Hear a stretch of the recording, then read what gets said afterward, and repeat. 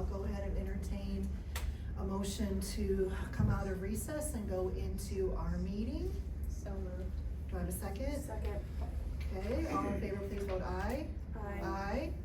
We are in our meeting now, and just a recap for folks is we went into our meeting at 9 o'clock because it was posted as 9. It was a typo, but we felt it best to just to have a meeting since that was posted, and that because we have folks that were here to do presentations as well as 3 public hearings, the board opted to go into recess until 9:30 so we can accommodate those folks and their expectations. So we've already had our roll call. However, we do need to start with our invocation. So if you could come up and we'll do that in the pledge and then we'll begin.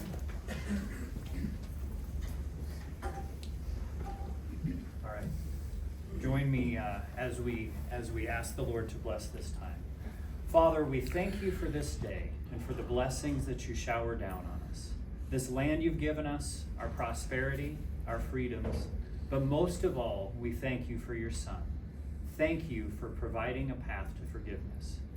Lord, we know that on our own that we are your enemies, and that the only way to you is through Jesus' sacrificial death on our behalf and repentance, and that allows us to be reconciled to you. But you go beyond just forgiving us. You make us your sons and your daughters, no longer your enemies, but your heirs. It's in this spirit of thankfulness, then, that we come to you humbly and ask that you would guide us here today. Focus us all on the needs of this community above any personal desires or ambitions, and give our leaders wisdom that they would know the best solutions for the problems that we face. And finally, Lord, we ask for unity. Bring everyone here together around the work to be done so that this community can be blessed. We pray this all in your holy name. Amen. Amen. I pledge allegiance to the flag of the United States of America and to the republic for which it stands, one nation, under God, indivisible, with liberty and justice for all. Thank you again. All right, thank you for everyone's patience. We've already, the first item is to review the agenda and disclosure of conflict of interest. I believe that we have some changes to the agenda. So one thing I'd like the board to be aware of, I have not yet received a contract from Summit, so it hasn't gone through legal review yet.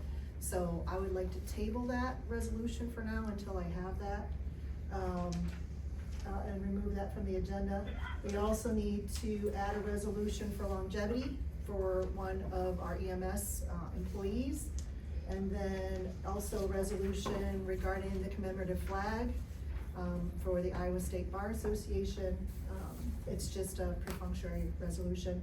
And then there was also, we need to add the review of the contract policy. For some reason it was left off by accident. So we're gonna put that on there. Since there's no action taken, it's just a discussion. What are you putting it under? It would be under old business. And it's review of contract? Review contract policy. So, I know Michele sent us one and I sent one. I don't know if you guys have anything that you wanna discuss. We can talk about that. Send that to me. I will send that to you. Thank you. Okay, so is the board opposed to making these agenda amendments? No, so moved to make changes to the agenda. Okay, so just to did you get all that down or did you want me to recap? No, I got it. Good. All right, so I'll entertain a motion to amend the agenda as documented. Do I have a second? I made the first? motion, Okay, do I have a Jess second? seconded. I'll second. Any discussion? All in favor? Aye. Okay, agenda is amended. All right, so that brings us to the consent agenda. I'll entertain a motion to approve the consent agenda. So, no, there are, on the minutes, I have issue with the minutes. Numerous spelling errors, incorrect titles. Is this something that we can get a draft of the minutes before they're posted? She sends it so to we can me. catch it? She Okay. sends it to me, so would you prefer she send it to everybody? I would. I think having multiple eyeballs on it would be good. Yes. Cause I miss things and then you catch things. I I think it's took good a for all couple of three. the, title changes out, so can you tell which ones were you speaking of? So do we wanna take meeting time to do this, cause I can walk through it, there's a lot, so. Why don't we table the minutes, you send her, and please Okay. copy the board? So I Um, have highlighted, my concerns with it, so I'll send that to all of you. And let's table the approval of it. All the Next minutes time. or just certain days? Let me look here, if there's any that are okay.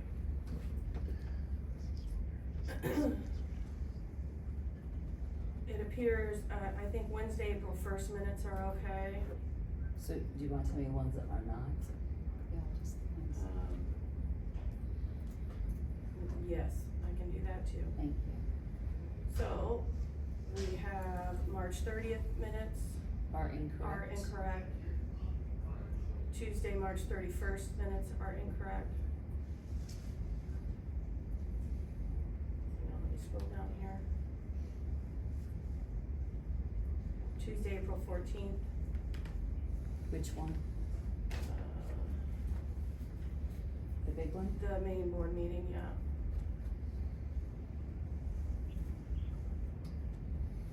And I think that's it.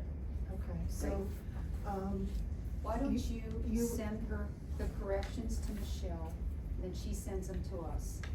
And then everybody can do Everybody another can- quick look. take a quick look. Okay. Yeah. I think that'd be a good idea, multiple eyeballs. And then going forward, Michele, would you mind just sending it to the board? Not And at that way all. you get input from each one of us, cause we'll, multiple eyeballs are good. So what I'm hearing is a motion to table the minutes from March 30th, March 31st, and the April 14th main Regular meeting. BOS. Yeah, Correct, is that correct? correct. Okay, the rest of the minutes are fine. Yes, Okay, so, is that a motion? yes. Okay, do I have a second? Yeah, I'll second. Okay, any discussion on that? Nope. Okay, so, I'll entertain a motion then to approve the consent agenda as amended with those minutes being tabled for further review. So moved. Do I have a second? I'll second. All right, any discussion? All in favor, please vote aye. Aye. Aye, all opposed, motion carries. Okay, that brings us into department head reports and discussion. The first person on board is Brady. Hello, I'm Brady, EMS Director, Madison County EMS. I'd like to thank the board for adding that amendment for my staff's longevity. I must have forgot to hit send on the email or put an attachment in it, more than, which, this happens. Happens to the best of us. It happens. So from the last meeting to this one, we've had a total of 116 calls. I think you guys kinda got the breakdown there. That's about average for the month. As far as the EMS building, on the first and second, we had CPR class that Jess had set up. Great It's job. Good to get, Thank you, good to thank get you. people, trained in that. Also on the second, I had an IG EMSA meeting, which is kinda like they're thinking about, it's kinda like the IMSA people, they give us some discounts. We have not joined that, it's just brand new, so we're just kinda figuring out about that. This is different than the, Different than IMSA, it's kind of the same kind of the same thing, a little bit different, it's, they're just getting it started, so I think they've got like 12 or 15 EMS agencies around the country. This will be more than, like, this won't just be Iowa, this will be nationwide to let us pull from different stuff, but we're just kind of researching that right now. Nothing has been, they're new, so they're just getting their name out there, so. Had a meeting with them. We did Stop the Bleed at the Winterset Junior High School, 2 classes, which is good. I'm glad they're still doing that. Interstate 35 had a mock car crash on the 10th. We brought in Life Flight, kind of like the every 15-minute program before prom.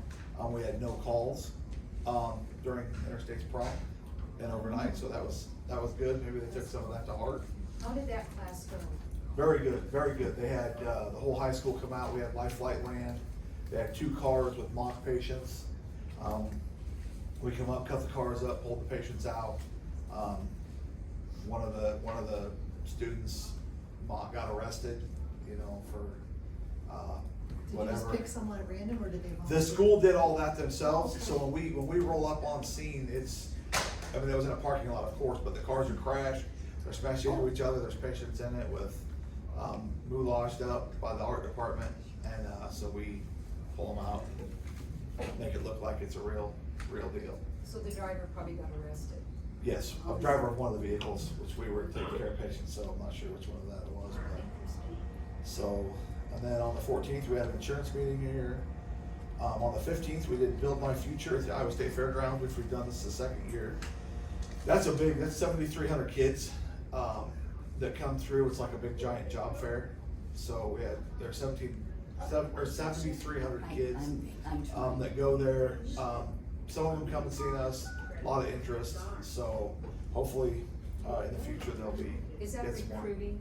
Yeah, there was, the whole Merit Industries building is full of stuff. We were over in the Hall of Law with us and all other EMS agencies, police, stuff like that. So they come through, talk to us. We take a bunch of stuff up there, let them practice different stuff if they want to try it. Is it harder to recruit now, or? Oh, 100%. Oh, it's. 100%. Yeah. The 16th, we did a PALS class to get everybody recertified. We opened it up to the county. A couple people from St. Charles and Truro showed up. On the 16th, we had an opioid task force meeting. Now everything's going great there. They're doing a very good job. I know that there's a bunch of stuff that's been happening with them, so everything's doing really well. They've done a great job with what they've been doing. Hope we can continue with that, because they're helping the schools out tremendously, catching the kids before it hopefully gets too bad. So we did on the 20th, we had the National Crime Victims Awareness presentation at the courthouse, which was really good. I don't see the attorney here, but he set that up. Diane was there. Very good class.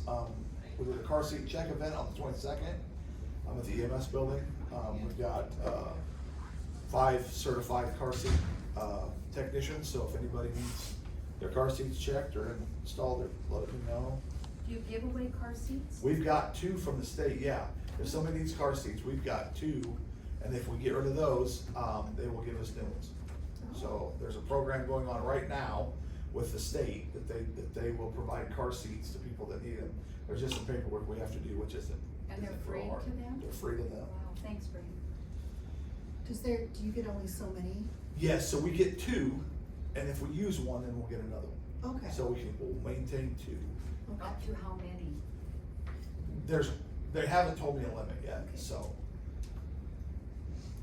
We had a GEMT update meeting for some stuff that might be coming out. That's that Medicaid money that we get on top of the actual Medicaid calls, because they don't pay us enough for that, so.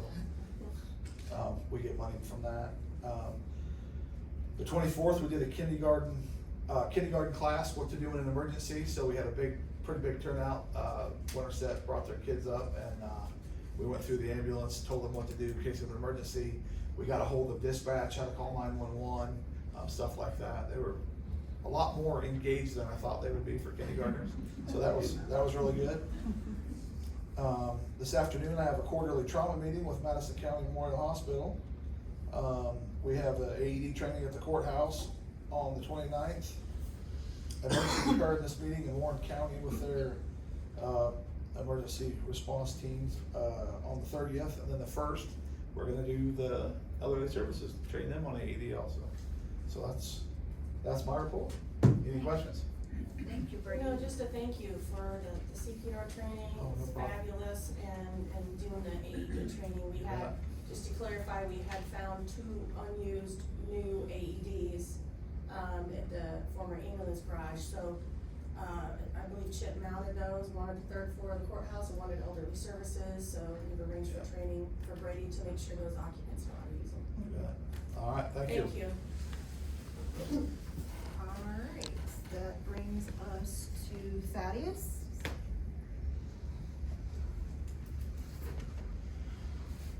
Hello, Thaddeus, Letters Fair Director. So what I'm turning in today is a petition to save the building. There's 273 names on this. So, yes, just wanna turn that in. I'll entertain a Any motion to questions receive on- and file. So moved to receive and file petition. Do I have a second? Second. Any discussion? All in favor, please vote aye. Aye. All opposed? Motion carries. Anything else, Thaddeus? Yeah, I just wanna say on the petition, people wanna save the building because veterans are there. And this is for everybody, not just veterans that I opened it up to, so. Figured it's something, Okay, so. all right, thank you. Okay, next person is Mitch. Hello. Hello. Thanks for stealing part of my thunder. Appreciate problem. that. That's Anything nice. I can do. Yeah, I was all excited in there. I was like, Brady, come on. So, but good to see everybody again. I'm the emergency manager for the county here. Just gonna give some quick updates of things we've been working on, things that we have in the plans. On Thursday, the 23rd of April, when we had our severe weather down here, there was a possible tornado that touched down just north off of Cummings Road, on North Ridge Trail, I believe it was. Somebody reached out to me, they told them that they had some damage on their property, possible roof damage. And like even their fifth wheel camper, got turned over and moved about 25 feet. So, I mean, that's why you gotta make sure that you're in a really stable, secure place when severe weather's coming, because just a roof doesn't mean that it's not gonna be something, a 2x4 flying through a thin particle board wall or something, so. And after that experience, it's a reminder that, days like today are the days that we need to make our emergency preparation plans. You gotta know them, you gotta communicate them, you gotta know where you're gonna go. You gotta make sure everybody in your family or everybody in your organization or team knows and you're on the same page. You can't wait until a bad day to try to plan it, because then you gotta run around and try to pretend like all your batteries are in your flashlights and that you're gonna have everything that you need. So days like today, when we don't have severe weather threats, are the days that we need to concentrate on our emergency plans. As Brady said, on the 10th of April, we did a full-scale exercise with the I-35 schools in recognition of Driver Awareness Month. That actually, the idea was brought to them by their student council. So they have some kids that are really in tune with what's going on. And like we've said before, a lot of kids today are very, very distracted. They've had a phone in their hand their whole life. So they're overconfident. They think that they can just do whatever. They're always staring at it and they're not really paying attention to the road. Unfortunately, I've seen some of our first responders have to show up to something that we're pretty sure that it was directly caused by that distracted driving. And when we have 2 life flights and 2 ambulances on the same road, you notice the necessity to, ideally, if it was my choice, every kid to take their phone, throw it in their trunk, whatever, they get somewhere, go back around, get it out of their trunk, and then they can look at what 2 text messages they missed in the time they were on the road. But yeah, we had great coordination. It involved the Madison County Sheriff's Department, Madison County EMS, Truro Fire and Rescue, St. Charles Fire and Rescue, the State Patrol was there, put on a little presentation to the kids about everything. They even had this really nice, what used to be a really nice Camaro that was on the trailer, and it was just all smashed up because they were doing some new challenges that are on TikTok, where they're driving as fast as they can and recording, and then they shut their lights off.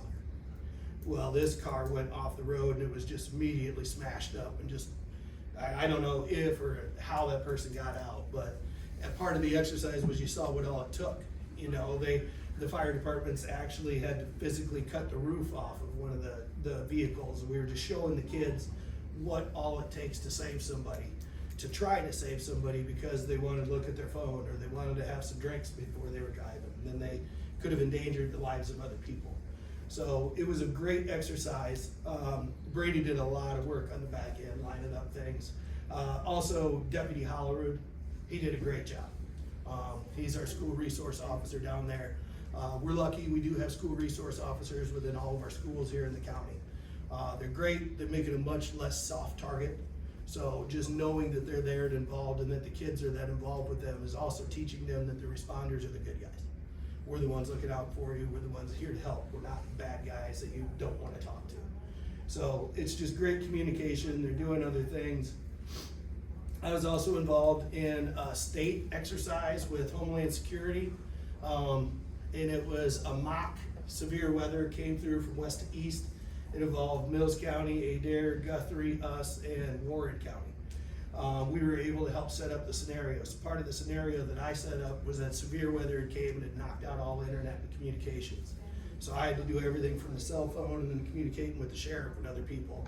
And at this point, we had severe weather down in Clayton Creek, and we had hikers that were missing, campers. So we just showed with our struggle how we would have to go out and find them in severe weather, even in flood situations.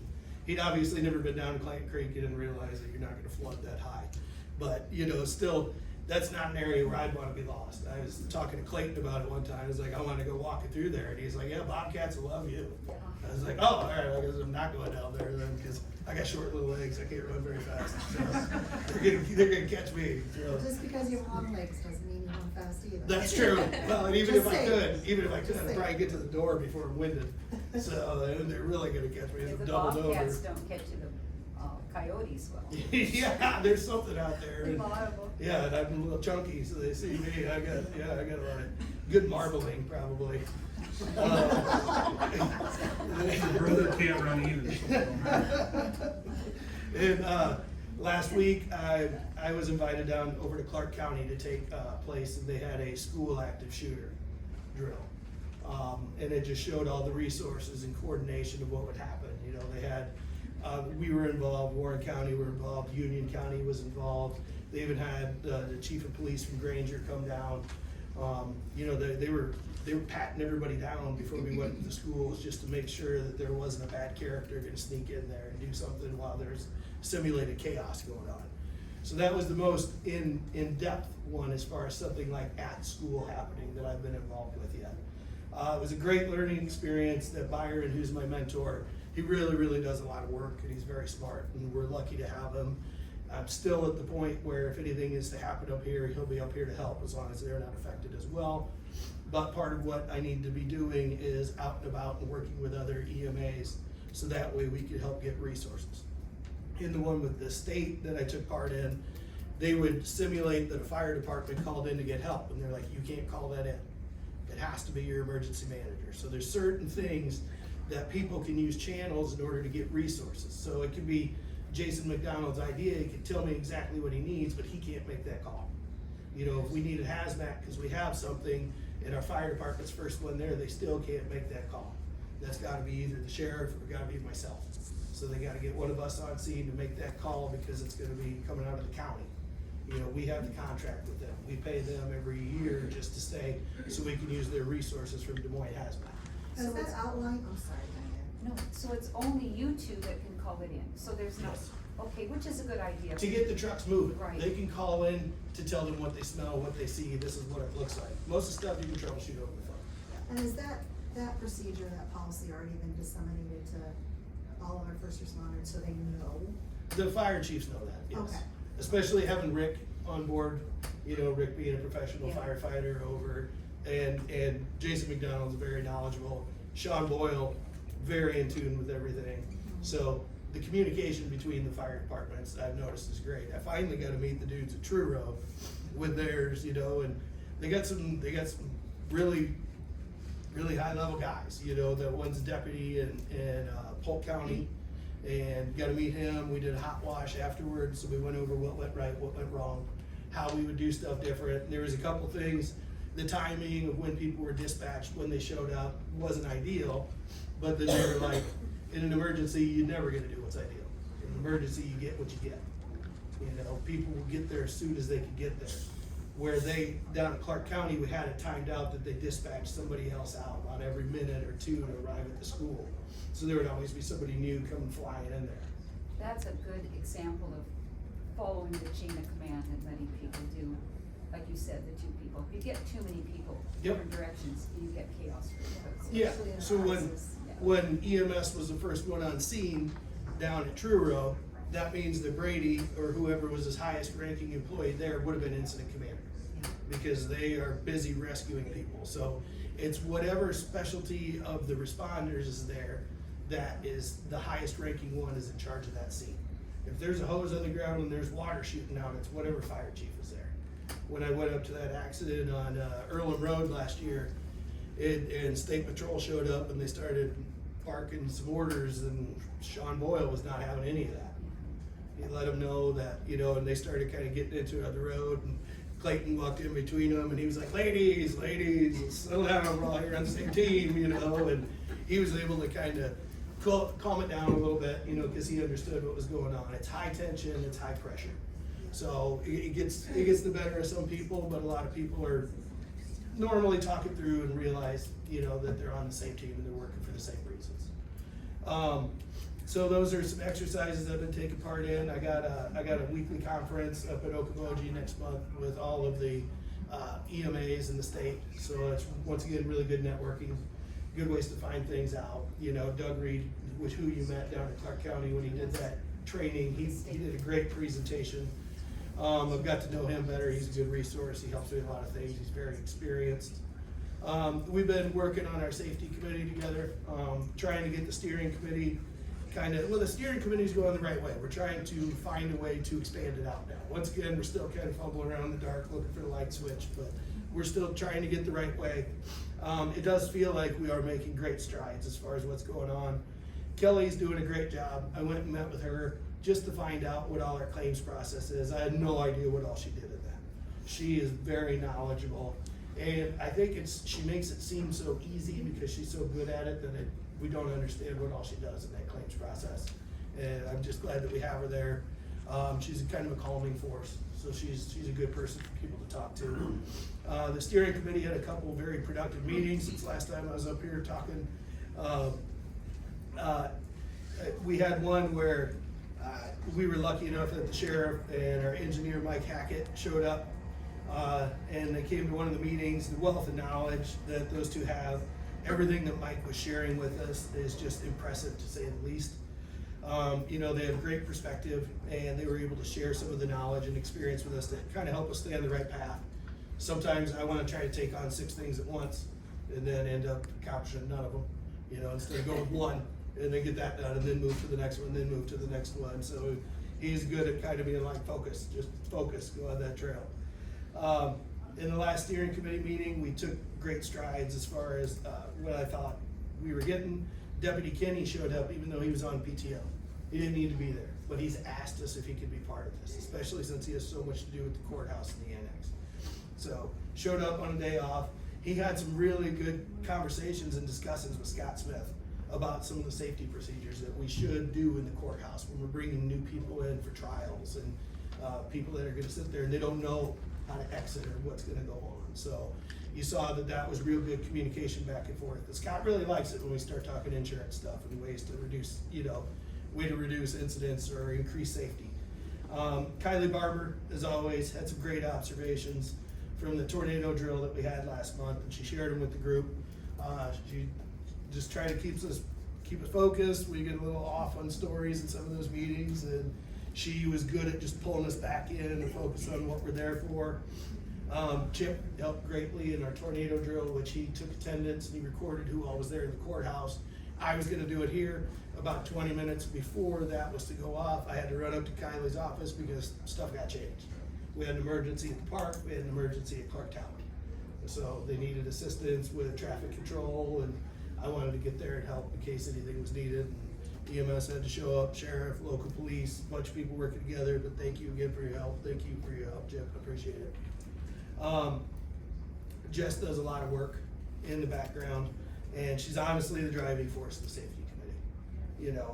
The commitment and buy-in that we have from her and what we're starting to get from the board is now, not starting to get, but that we have from the board is the only thing that's ever gonna make it possible. If there's not buy-in from the top, it's never gonna succeed. You'd like it, the last meeting we had an agenda. So keep you on pace, you don't sit there twiddling your thumbs when we're gonna be done talking. So we're working towards that, taking minutes, starting to get organized, but that was Steve's really good. When he came to a meeting and he was like, next time let's have an agenda. So that was smart and we can stay on task. John Stancil attended the IMCWA conference this month. He shared a lot of the highlights of it. Those trainings were the same days that I was involved with the state's exercise. So I wasn't able to go, but John gave us some very detailed, it hit a lot of the highlights that were there. So I tried to bring it up most times when I'm here is I do get to work with a lot of great people in this county, and I actually get to see people getting along and working together. So I still got faith that we're gonna get through this. you know, and kinda get working in the right direction, and, you know, and I'll be in the middle and kinda try to help out however I can, you know, cause I'm here for everybody in here. Yeah, don't know what else to say, just know we got a lot of really good, talented, smart people, and I'm lucky to be able to work with all of them that I work with, and thanks again for all your help on that, so I appreciate it. Would you go over the program for when sirens, when they go off, when they don't? Oh, yeah. I'm sure there were people last week sitting home wondering, like my wife, why aren't the sirens going off? Yes, And specifically Thursday at about 8 o'clock, our severe thunderstorm warning changed to a tornado warning. So a lot of people that I was just trying to communicate with on Facebook, as much social media as I could, and then also in our chat groups. And I wanted to call Angela just to double check on why. But at that point, when that happened, the rotation and the flying debris was out at the Winterset Airport. And so it was north of all of our population areas except for Earlham, but it was already east of Earlham, and it was moving northeast. So we discussed it, but I was talking with the sheriff and Angela. We weren't gonna sound the alarms, because if we send everybody in their basement when it's not coming to them, eventually they're gonna hear that sound and be like, oh, where is it? And start going outside and looking. If that warning system is a get to shelter now, you don't know how much time you have, so get there now.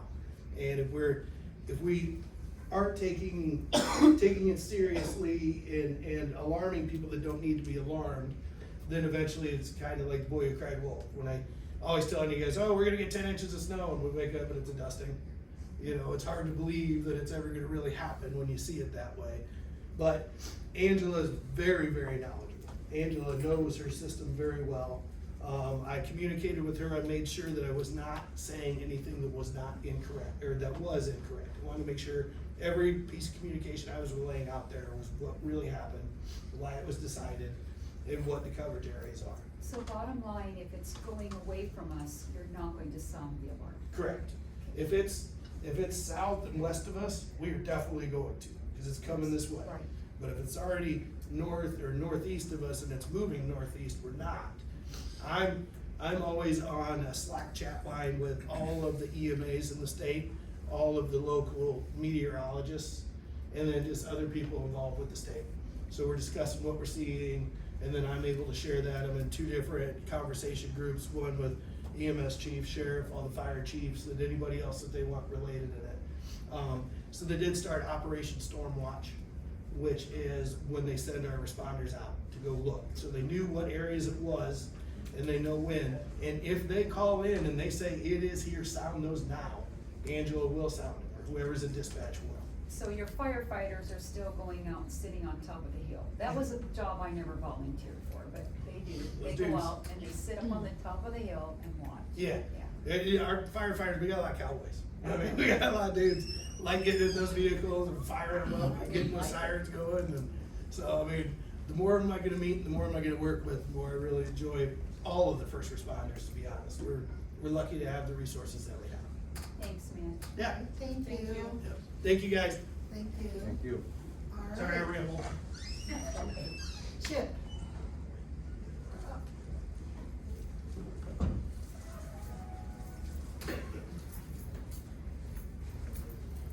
Good morning, everyone. Chip C, Building and Grounds.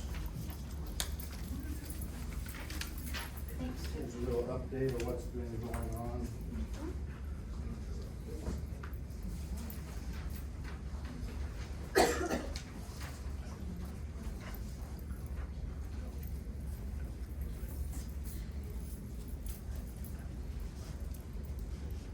As you've all noticed, the new doors on the building, redevelopment start demo and replacement of Annex doors, 413.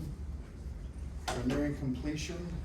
There's still a few minor adjustments, the main being a request of the board to decide who to direct in charge and how to main access what the security is. We've got 3 different means. We got fobs, there's a keypad on the deal, or Travis said there's an app on the phones we can do. So I request the board to discuss moving forward with that. And then, but the north doors are set at the building hours. They unlock at 8 and automatically lock at 4:30. Could issues. Could you provide us a list of options that we can discuss at the next meeting? Sure. And then we can decide how we wanna proceed and we can give you direction. I will get in touch with Travis and, have him outline that for us. Okay, thank you. Met with Midwest Services last week. We went over some core aeration, the courthouse grounds, and addressing the bare spots, mainly along the sidewalk where, the ice melt kills off the grass. I believe some of the aeration's been done. They've started the new dirt seeding. The end goal of this is to bring our beautiful courthouse and grounds back to the centerpiece of the county. And last week I collected fire extinguishers from the county buildings. We take them out to secondary roads for the annual testing. Once testing's done, then we redistribute them. The question was asked to me why I gather them all up and take them out to secondary roads. The easiest answer for me is there's an added $45 charge to each building they go to. So by gathering up the fire extinguishers, taking them out there, it's just a one-time trip charge. We gathered 3 from Public Health Building, 13 from here at the Annex, and 18 at the courthouse. Takes about 2 hours to gather them up and 3 hours to redistribute them because I log them where they are. Met with Foreshore Roofing last week at the elderly meal site to assess some roof issues, get some figures to present the board. I was supposed to have some figures yesterday, but I have not received them email, but I also met with another roofer yesterday. And I'm meeting with another roofer Friday and another roofer next week. It needs some major repairs, but once I get numbers, I present to you the board, so you can give me direction on moving forward. I have elaborated to all these gentlemen that it's a timely manner to get me the numbers, so we only have 2 board meetings a month. The sooner you guys get numbers, that you can determine what route we're gonna go. I've been collaborating with Jean Rosine, representing the Friends of Winterset Parks and Rec. They wish to add 2 ornamental flower pots to the arch entrance at Monumental Park. I believe this is a wonderful idea. As beautification of the county. She shared with me that Winterset Parks, they've doubled the hanging baskets and flowers they're putting out this year. I think that's a good beautification process. This is no expense to the county, and I would like to ask that the auditor prepare a resolution for May 12th for this. Thank you. Thank you. Thanks, that's wonderful. Any Thank you questions? very much. Nope. No, Thank you. Thank you very much. thanks, Chip. All right, Michele, you are up, and I believe she emailed her report to us, so we can follow along. And then white paper. Thanks, Do Michele. you want paper? Yeah, that'd be great. And you do not want paper, is that correct? Oh, all right. Great. All right.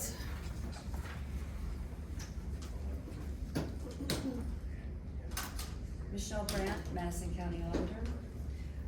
My report, this 2 weeks includes a process, process update. We are in the process of gathering and certifying city, school, and township budgets.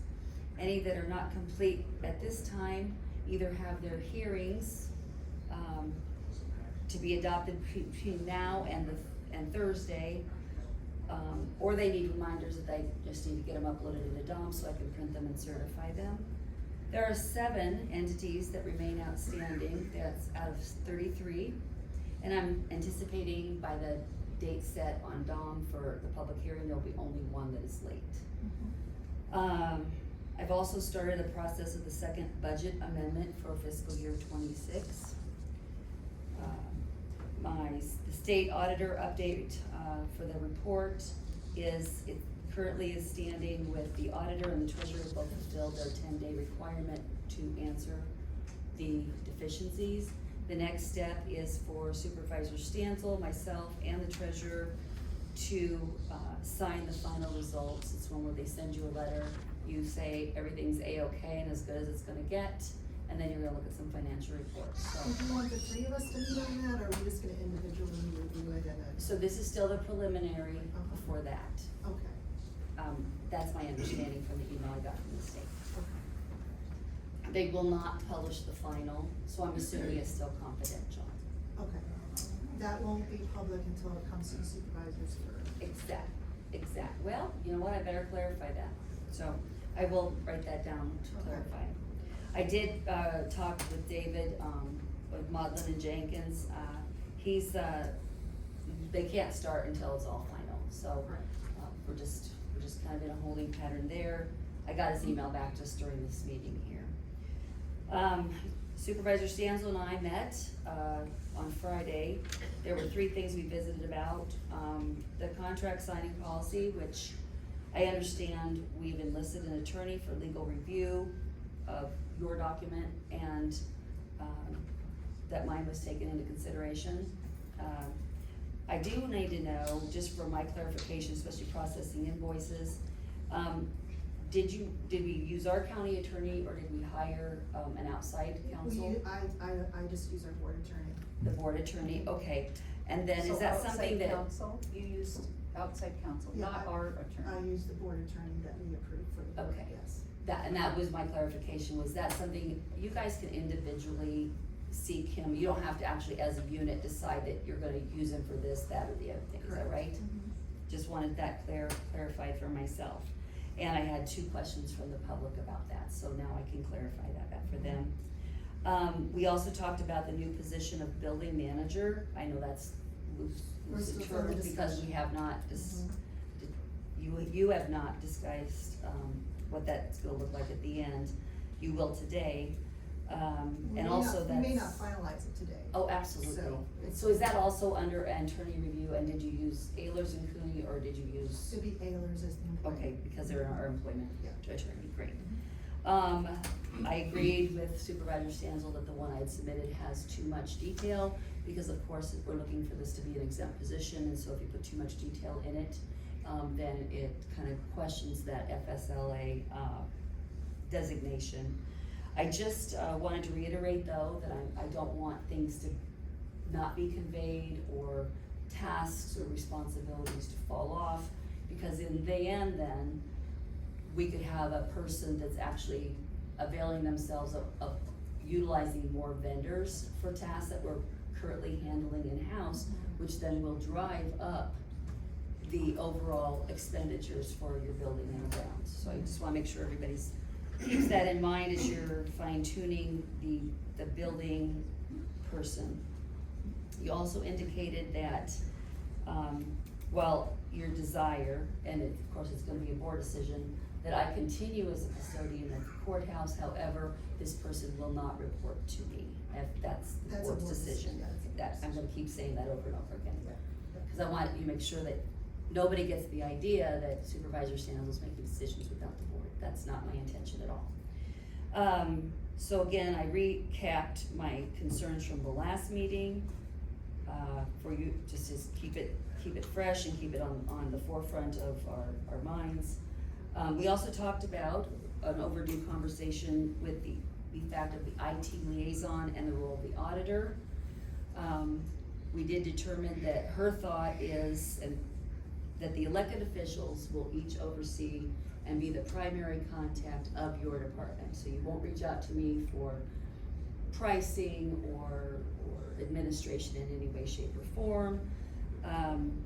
The only thing I'll remain in control over is oversight is the IT budget and the inventory. And that is, once again, if the board ultimately decides that's what they want. There was also mentioned that in the future, perhaps this building person will take on IT budget, IT inventory, and be that primary contact for our IT provider. Basically an asset. We talked about asset management. I know we talked about it at last meeting too. So that's something that we have to work out. I know basically. Agreed, Yeah. I totally agree. And there was one, there was This is my report, Yeah. okay? There was one more thing we talked about that I don't know if we probably need to touch on, is we talked about this whole payroll thing. at our meeting. Sure. So, so back in February, an accusation was made that malfeasance occurred regarding the payroll issue by 2 previous employees And we have since found out that's not the case. It was just a calculation error. Instead of using 2,088 hours for fiscal '26, the thought was that we had 2,080, which is not accurate. So it led to a misunderstanding of that, and so I'd like to get that clarified because it's been reiterated multiple times in different meetings that there's been malfeasance that have gone on, and we've accused private citizens of that, and that is not the case. Correct? So, to be clear, I did an Excel spreadsheet, and where there was supposed to be a true-up per the previous practice, that was not done in some cases, and in some cases, those persons' salaries were actually reduced. Okay. And that meant a shortage of, and it goes beyond, and so while your calculations are based on reports that you received from what people are supposed to be earning, my calculations are based on what they received in their paychecks. So So- that's why I think maybe, you can have your thoughts and I can have my thoughts. But unless there's proof. And there is. We should not be accusing people in public meetings. Oh, well, I'm glad you brought that up. Without evidence, because the problem we have is that it could cause problems for the county. So my concern when we do that is, right now, we have folks that were accused of something, that are private citizens, that before an investigation was done, before evidence was gathered, we should be doing that before we talk about that in a public meeting, if at all. And the second thing a concern I have is that I know we have disagreements on how the salaries will work, but that is public information, and I requested from you all that data, because one thing we're not considering is that we have to look at the close of fiscal year and the beginning of the next fiscal year, and then also make sure how things are being worked. So it could be that they added something to the previous fiscal year, but if we're They only did looking at not. one. They did not, so Okay. you, So I like I that want you to data. stay, I want you to let me stay, and I am in charge of payroll. I'm in Right. charge of this investigation. Right. And I finished it. And Okay. so I gave you the results. I haven't gotten any spreadsheet of the employees impacted, the amount of money impacted, all that stuff, because based on the data, it looks like we're only talking about one day. It's not thousands of dollars per employee, it's The one day's total work. amount was $5,214. Over what, Over 20 employees? 20 pay periods. 26 And some of it days. went into 2024. And it all, again, And 2024. you're also blowing this up. I'm not the one that made the accusation at the February meeting. But we'll have to Michele. disagree we'll I agree mean, you to disagree. accuse someone of having VPN access, which they didn't have. You accuse them of malfeasance, which was not done. Were you aware? I don't think I said malfeasance in any shape or form. Did I say malfeasance? You implied that things were done wrong. I asked for a clarification at the next February meeting. I said, so was it just a payroll calculation error, or was it intentional? And you said you don't believe I it's. can't read people's minds. I just know that You this should- is the results. Well, I always assumed that, we should assume that it was just a mistake, people make mistakes, rather than assuming that people are engaging in things that are illegal. And it's not just you that's saying it, our county attorney is saying it too, and that, I'm concerned about that. So we have private people that are being accused of things falsely, because a full investigation wasn't done, and we should not be doing that in a public meeting. Well, how could a private person change payroll? They can't. But So then- what I'm saying is they are private citizens Now they're right private, now they're private citizens They're now. private citizens Yeah, but they now. worked, But the implication is that they did things that they did not have access to. Well, But I we wouldn't think- know that until the investigation was done. Okay, are you and finished? accused them prior to that. Are you finished? I'd like to return to my report. Okay, I just wanna, that was an additional thing we talked about at our meeting. I wanna make sure the board has all the information, and when I asked for you to send the board all the information, you refused. And we. My work product, I refused. The public information, the time cards, they all went to you. No, I did not get any of that information. And You I did asked not get the salary report. yeah, we all got it. You all No, got that. what I wanted was All the affected persons? all the affected persons, their salary, the amount they were shorted, and over what period. And of that time. is my role. I That is understand that, but within as the a, auditor's but office. as a board, we have the right to that information, it's public information. So, cause I would like to know what happened, I'd like to know who was affected and the amount of money, because there's been things been thrown around publicly that is not accurate. And I'd like to have the data, so as a board, not just me, I asked you to send it to the entire board. And we need to have that information, Michele, because we've had folks that have accused people of stealing thousands of dollars, and that's not true. That was not me. I know that wasn't you. Where do you hear all this stuff? It's in an email, Diane, you were copied. No, yeah. So, In public meetings, on camera. and in public reviews. meetings on camera. So, we can't keep doing that. So. Well, I think what was the other part of our conversation, if you'd like that to be? How you do it as well. No, I do not. I asked you a question at a meeting and you said you look into it, and you did, and I appreciate that. I appreciate that. Are we done? Yeah, we're done. Move So on. next one, camera server bids. Yes, so you've got my report on that. Uh-huh. I shared my concerns on April 14th, meeting about the scope and the work in the RFQ. And it had changed in the discussions, between the board meeting and the end result. It was broadened in such a way that it caused possible costs to increase substantially. While I understand the board did not direct Chair Stancil to create a matrix, she indicated to me that she would, and I did see my email at 9:43 today, you sent the matrix. Here's my concerns. I have evaluated, so in absence of that, I went ahead and pulled some data. And while I think the decision is made, and I know we're tabling it today, but I may not have another opportunity to share my concerns and my findings, so I wanted to do that now.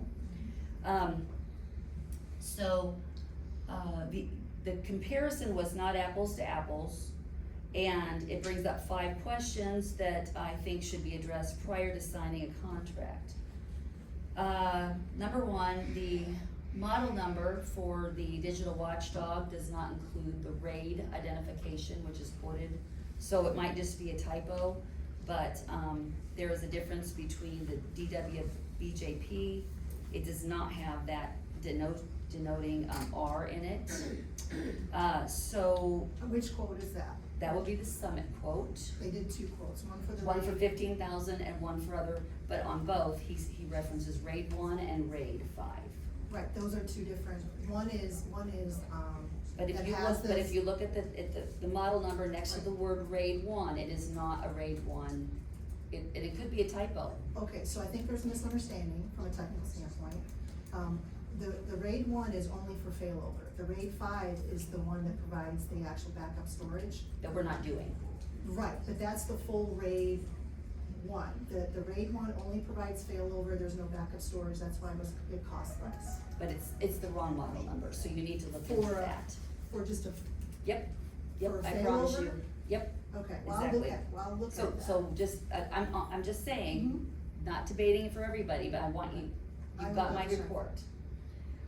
The next thing is the model number on the calculation sheet, indicates Windows 10, and I'm sure that's a typo because we wouldn't be installing a Windows 10. I need to clarify that. There are 225 ports on the switch, that JCI did. Why are we adding those? The cost is $1677 if we already have switches on a PoE on the server. To allow for expansion, What? to allow for expansion. Correct, but we already have expansion on the switch. They're not But if we're replacing. Summit is not switching out the switch, they're Right. doing the server, so you've already got your expansion, so my question is, why do we have another thing on the, Summit's proposal for that? Just- Probably because to do as part of the upgrade. Okay, well, if Because you the could switch find is, out for the us. switch is older, the switch is older. No, it's brand new, he just The one installed at the two, the one at the courthouse? in the courthouse, Or at the annex? in the courthouse. Okay, I will double check that, Thank because the you. one at the annex is older. So then, the biggest concern of mine is I could not find in the list of compatible cameras of all the new cameras we have. They're not compatible with the model number used in the accepted proposal, so that would be a concern that we wanna verify that we're not gonna have a glitch there. Okay, And then, I'm concerned about what the word repurposed cameras means. the existing cameras are gonna be reused. We're not- Reused, We're not replacing cameras. and we're not gonna as be big. switching out our brand new cameras because they're incompatible. Okay, great. I've already confirmed that they're compatible, You did, okay, wow, because that was a concern of mine. all right. Yeah. So then, just to also recap, as I was reading that, using a primary server for failover is not best practice. Usually when you have a true failover system, it's 4 servers, not, you got an actual dedicated one. It depends on the size of the network. And For our that's size, that's the we're last small. item there is For us- related, we don't know the quality of our network. And, I do know, that, do you know the quality of our network between the buildings? Because that's really, Well, that information was not provided to the vendors, and they're both No, gonna and need to know. they did ask that. Yes. Both of them did. Because that was not something on the RFP, I didn't feel comfortable making that decision without the board. But that is that's gonna be evaluated for that. Oh. What will happen though is what will impact it is, like for instance, if we decide to do streaming, that will put pressure on our network. I know that. So those are things that we need to consider. Now, what the cameras do, they don't take up a lot of, they don't have a huge need, but we need to keep that in mind. Yep, I just, like I said, I wanted these things addressed. My final statement, I understand this is all your decision, your mind is made up, but I do not believe, if you look at my spreadsheet there, that Summit was the lower price. And, even if we talk about the price to switch to all, what my calculations from my sheets were, even within a year and a half now, when we can probably plan on having the annex and the ambulance, we're looking at 44,727 versus 22,200, based on the numbers. So I think there's a misunderstanding.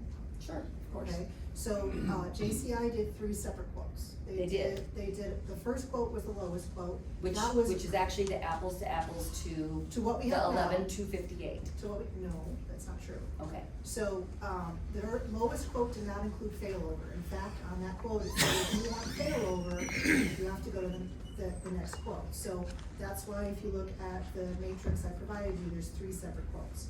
So there's 15 the one. a half an hour ago, you Right. had provided me the I matrix. understand that, and I apologize for not getting to, but that was, the board didn't need it, and I had other things to do, so I apologize, but now you have it. Thank you. So, JCI did 3 separate quotes.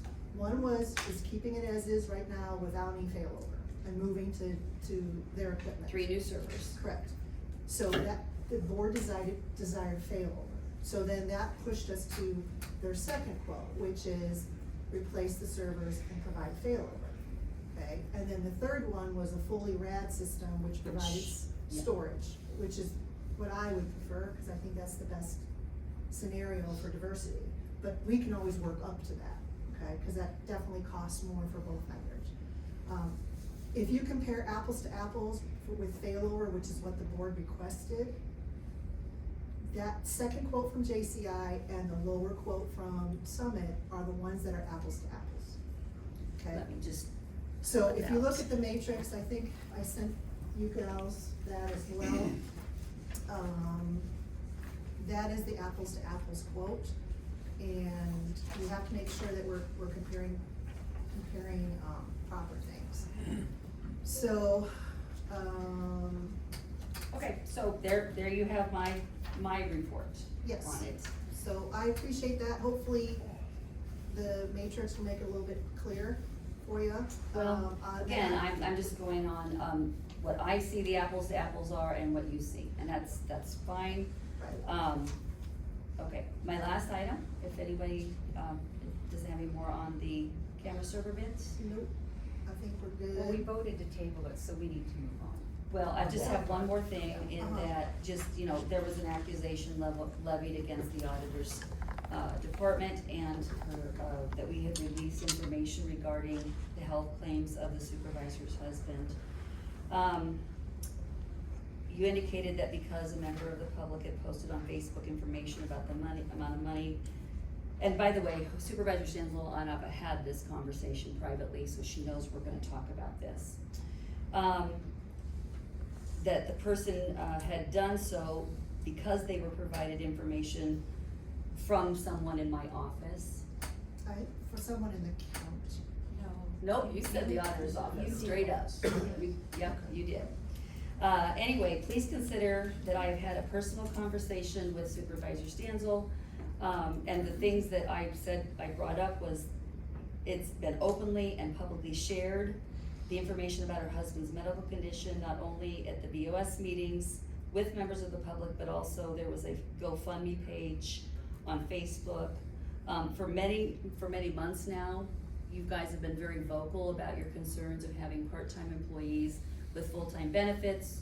To her point, that's been done forever. We've always had health insurance benefits for the supervisors. We've openly discussed, the supervisors openly discussed the insurance, with insurance brokers, the impacts of high health claims on our self-insurance. I did speak with the person on Facebook, called her up, and she verified to me, because I would want to know that.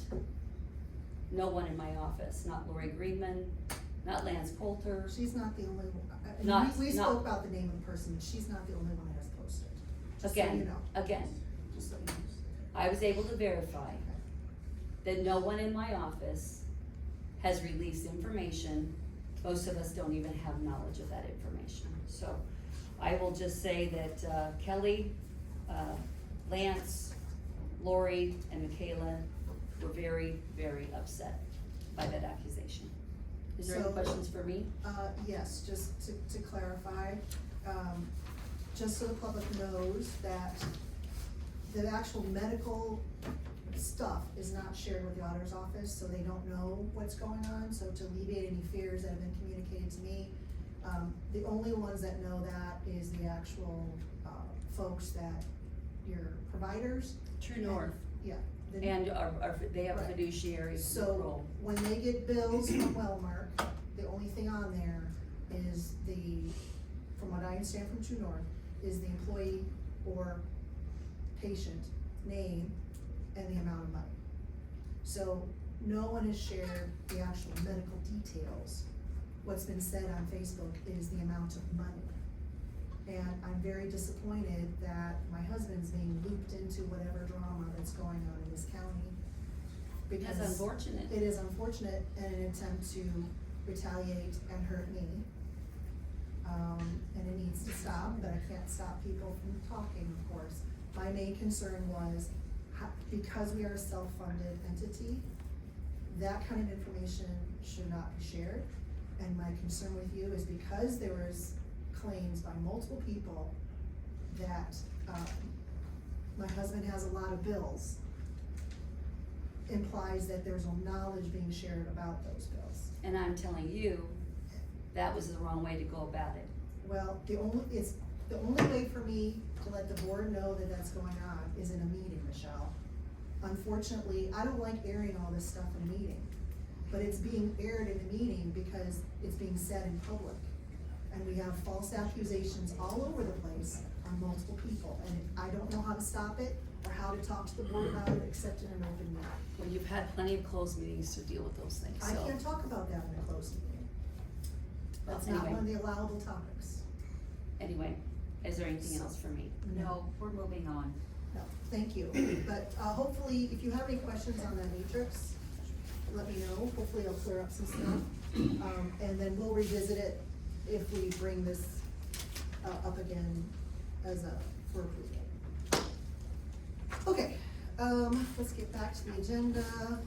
We are now at our public hearing. So what we normally do is we open up the public hearing and we have our zoning administrator give a recap of what it's about. So I'll entertain a motion to enter public hearing for the Patterson Hills subdivision. So moved. Do I have a second? Second. Any discussion? All in favor, please vote aye. Aye. All right, aye, we are in the public hearing. It starts at 10:34. Ryan. Good morning, board. Ryan Hobart, Madison County Zoning Administrator. Talking about Patterson Hills subdivision here. This is a 2-lot subdivision. Applicants and property owners are Greg and Cherie Broadbent. Requested action with Board of Supervisor approval. This is in section 36 of Union Township. This property is currently zoned agricultural. Future land use plan and the comprehensive plan that was adopted in 24 is primary agriculture. It is the understanding of staff that both lots within the subdivision will be offered for sale on the open market as buildable lots for single-family residential dwellings. The current legal use, the land being proposed for division is a part of a larger tract of farm ground that has raised corn, soybeans, and hay for several years now. There are no known structures on the land being proposed for division. Relevant history, by a brief search of the recorder's documents, court officer deed was recorded on August 28th of 2015, transferring approximately 122 acres, which includes the tract being proposed for division, to Greg and Cherie Broadbent from Nikki Hunter and Tim Egnell in the amount of $359,221.50. No portion of this tract is within the 100-year flood zone defined by FEMA. The tract that it's being, the division is taking place in has a CSR rating of 43.73. The subdivision plat request is located within 2 miles of the city of Patterson and is therefore subject to extraterritorial review. The city of Patterson has provided a resolution which is required to be recorded with the subdivision accompanying documents. The resolution by the city of Patterson approves of the platting of these 2 lots. Each lot with the proposed subdivision has its own driveway entrance location. Lot 1 will have access onto Rolling Green Avenue, and Lot 2 will have access onto 220th Street. The Madison County Engineer's Office has reviewed and approved these driveways under permit numbers 25-052 and 25-053. So these are rock roads, Yes. and they're enough out of the city limits that they will have to provide their own sewer, electric, everything, Yeah. Rural water, well. everything. So Is there staff, rural water out there? yeah. Staff findings, the Madison County Comprehensive Plan depicts a future land use of this proposed subdivision as primary agriculture. This land use district provides for all agricultural practices in this agricultural first land use district. Agricultural activities should be given primary consideration where conditions prove favorable. This category is where livestock production and feeding operations are allowed and non-farm residential developments are to be discouraged. Listed as an incompatible use for the primary agricultural land use district is residential acreage developments not associated with farming operation. While at the same time a compatible use within the primary agricultural land use district is single acreage developments. And I asked Keith Marvin, the guy that wrote the comprehensive plan, what is a single acreage development? It's not defined within the comprehensive plan. And I didn't really get any good feedback from him. Can you define it in our ordinance, our new ordinance? It is not in the draft of the new ordinance either. Could you take that back to the zoning commission Yes. and It ask needs them to be to define defined. it? Yep. And without that specifically being defined in the documents, zoning ordinance draft or comprehensive plan,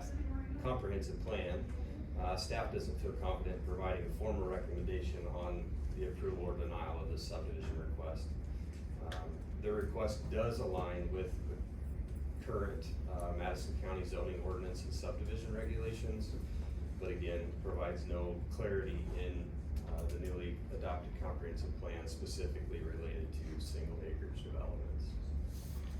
That is my report. I have a question for you. How would you define it?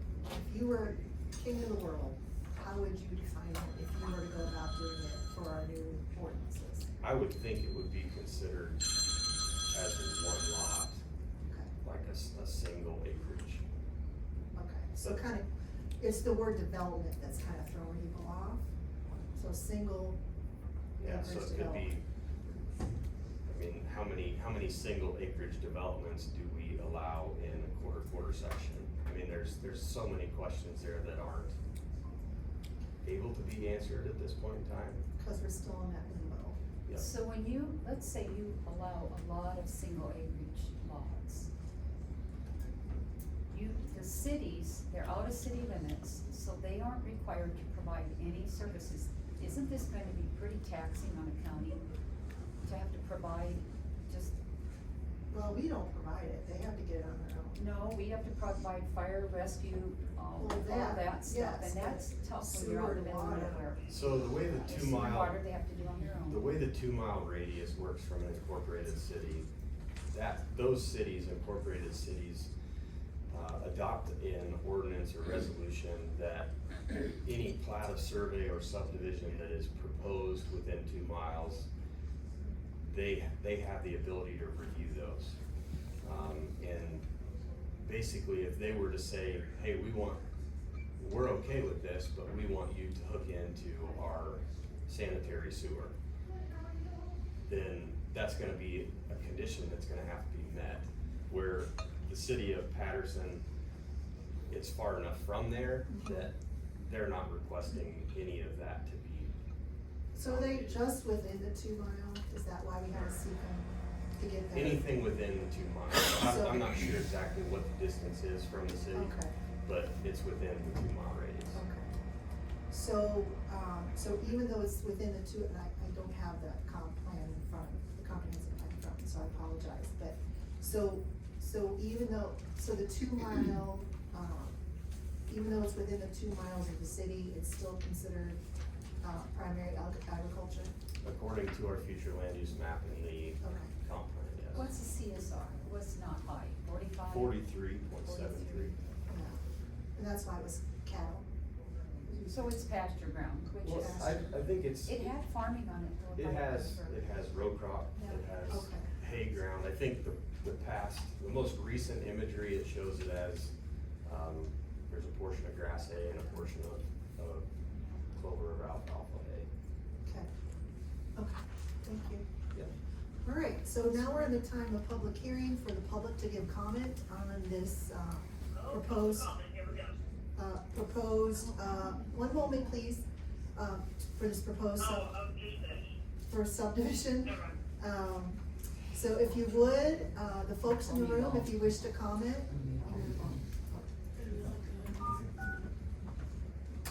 Again, Yeah, she's just. okay.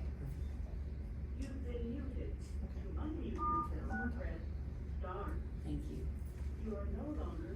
Got it. Okay, so we're gonna go into the public, comment period of the public hearing. So if you would, if you wish to have a comment on this particular subdivision, please come to the microphone, give your name and town, and provide, you have 10 minutes. And then once we're done in here, we'll move to the folks on the phone. And then if there's no other comments, we'll close this public hearing and go into the next public hearing. So anyone wish to comment here in the room? Is it normal for me to comment on it? I'm the property owner. Sure. You can Come on comment. up. What's your name and your city? My name is Greg Broadbent in the city of Winterset. We are within the 2 mile limit of Patterson, part of it is, but this is very marginal farm ground. It was farmed, that's why the bottom of the hill is full of dirt, shouldn't be farmed. It's a great place to build a house with a pond. I've talked to Warren Water, there's plenty of capacity. With sand filters nowadays, sanitation's not an issue. I know the driveways have been approved, all that kind of stuff, so I'm not sure what else to say about it. It seems to me like it fits the current and the future, zoning for the single-family acreage part of it. Be a good place for somebody to have 4-H cows, or whatever, have some hay ground, pasture. Okay. Ray, Thank you. do you think you could encourage that one landowner where the erosion is down on the hill? I'm sorry, On the one where the erosion is that's down on that hill? it's right down the middle of the two of those lots. Do you think That's they all would- one big ditch. Would they entertain a big pond? That would stop some of that. I don't know, it's currently listed as 2 lots. I mean, ideally, yeah, it'd be great if somebody would buy one. Put that great Sure. big, great stave structure to stop some. I mean, or jointly, even for that matter. No, they could do that, they could do a Sure. joint easement. All right, thank you very much. Anyone else wish to comment? All right, we're gonna move to the phone. This is for the Patterson Hills subdivision public hearing. If you wish to comment, please hit *6 to unmute yourself. And then state your name and your town, and you have 10 minutes to speak. Up to 10 minutes, you don't have to take that 10 minutes. That's true. For public hearing, it's 10. We're gonna probably talk about amending that, but somewhere in the future. Anyway, I'm sorry, go ahead, if you wish to speak. They must wanna speak on something else. Okay. All right, hearing no one, I'll entertain a motion to close the public hearing for the Patterson Hills subdivision. So moved. Do I have a second? Second. Any discussion? All in favor, please vote aye. Aye. All opposed, motion carries. Public hearing on the Patterson Hills subdivision is closed at 10:46 a.m. I will entertain a motion to open the public hearing for the J5 subdivision. So, do I have a second? Second. Any discussion? All in favor, please vote aye. Aye. All opposed, motion carries. We are in a public hearing starting at 10:46 for the J5 subdivision. Ryan, you are up. Okay. Another 2-lot minor subdivision, that consists of 36.35 acres. Mitchell and Dan Johnson are the property owners and the applicants here. The requested action again is for Board of Supervisor approval. This, request is in section 28 of Ohio Township. Existing, zoning is agricultural, future land use plan is primary ag. Analysis, let's see. It is the understanding of staff that lot 1 will be transferred to Mitchell and Anna Johnson, which Mitchell is an owner currently. This is the lot that they are currently constructing their personal residence on. Will also give them the ability to have a mortgage on lot 1 without extending that mortgage onto the entire tract of land, which consists of lot 1 and 2.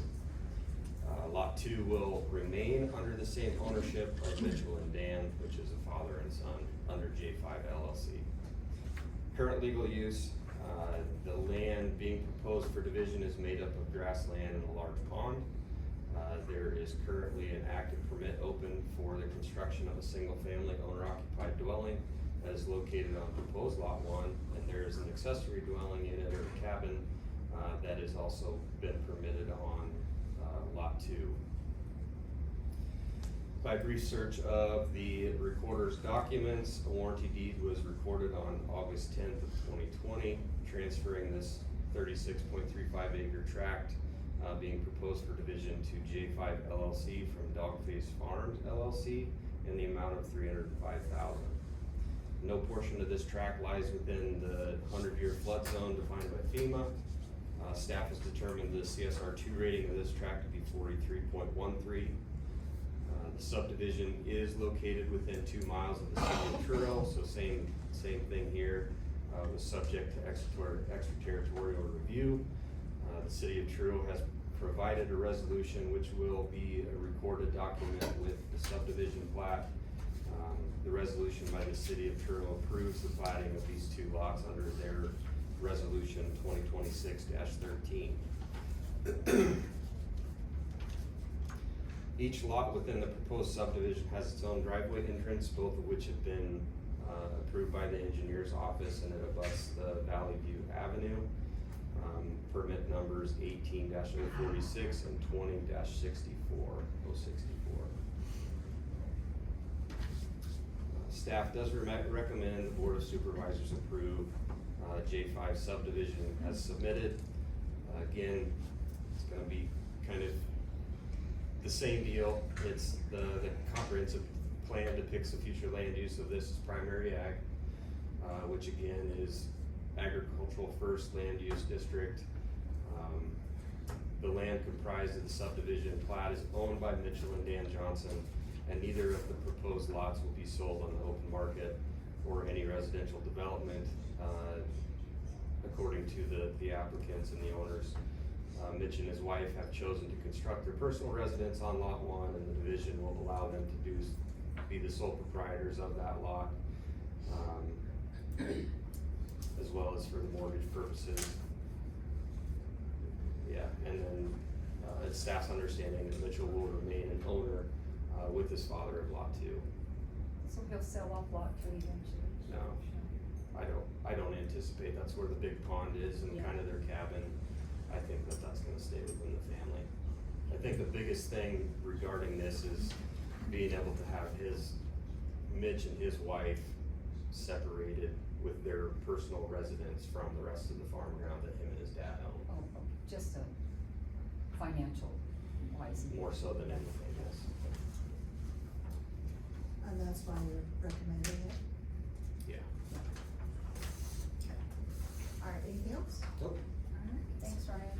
All right, we are now in the public comment period of the public hearing. If you wish to comment on the J5 subdivision, please come up and state your name and your town. You have 10 minutes, and then we will move to the folks on the phone. So anyone in here wish to comment? All right, seeing none, we'll go ahead and move to the phone. If there's someone on the phone that wishes to comment on this subdivision, please hit *6 to unmute yourself. State your name and your town, and you will have 10 minutes to speak, up to 10 minutes to speak.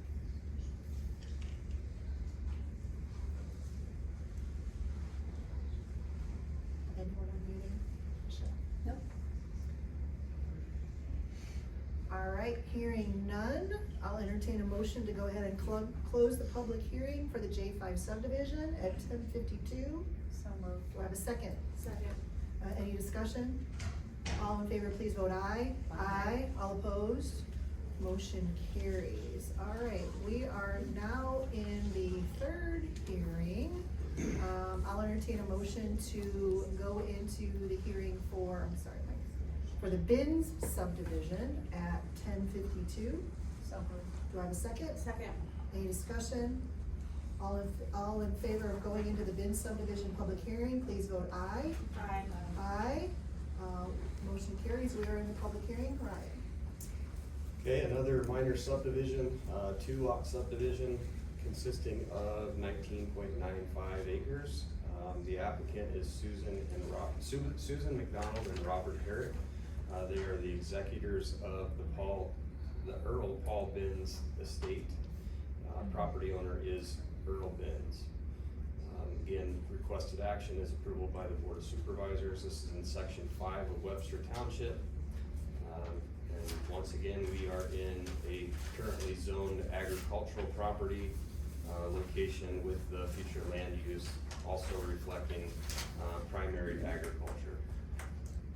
It's the understanding of staff that the proposed subdivision will allow the executors of Earl Binns' estate to transfer the 2 lots to the individuals listed in his living will, which I believe to be family members. The land being proposed for division is part of a larger tract of farm ground that has raised, again, corn, soybean, and hay for several years. There's a log home that was constructed in 2004 on proposed lot 2, as well as a metal pole building that was constructed in 2005, 2006. Proposed lot 1 does not have any known structures and is currently in row crop production. Recorder's office documents a warranty deed was recorded on May 16th, 1977, transferring approximately 112.5 acres which includes the tract being proposed for division. Earl Binns purchased this land from his mother Emma and his sister Catherine and other sister Mary Ann for $44,579.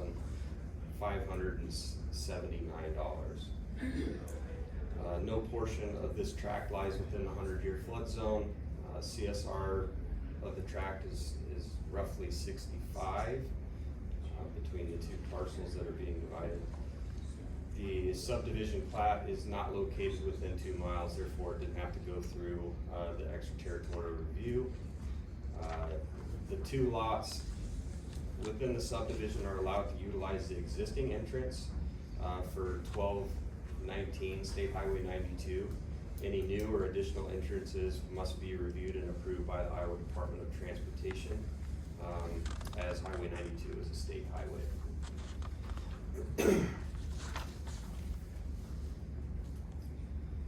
Again, staff recommends the Board of Supervisors approves Ben's subdivision as submitted. As stated previously, the Lot 2 has a single-family dwelling on it currently that was constructed in 2004. The access to both lots abut a paved highway, which does not create any impact on our county secondary road system with the any additional traffic. In essence, this division will only allow for 1 additional residence to be constructed, and that is on proposed Lot 1, which staff believes doesn't impede the goals or objectives of the primary agricultural land use district in the comprehensive plan. So it is staff's opinion that this request does align with the comprehensive plan, Madison County zoning ordinance, and subdivision regulations. Thank you. Questions there? Anybody have any questions? Okay. All right, now thank you, Ryan. You're welcome. We are in the public comment period of our public hearing. So same as before, if you wish to comment on this and you're in this room, we'll do the folks in the room first. Please come up, state your name and your town, and you have up to 10 minutes. Once we're done with the folks here, we'll move to the phone. Anyone wish to comment on the Bin subdivision?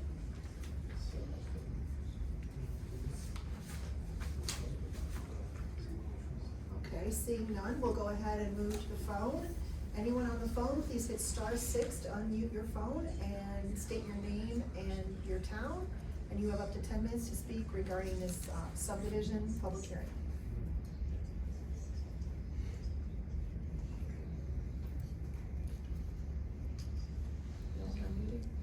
No.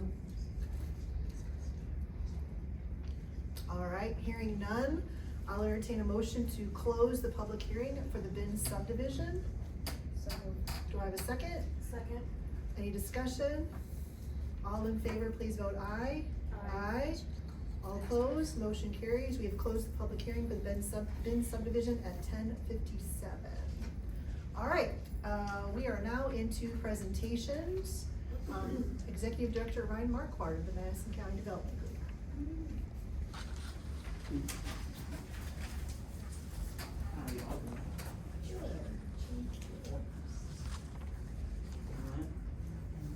I'll go fast.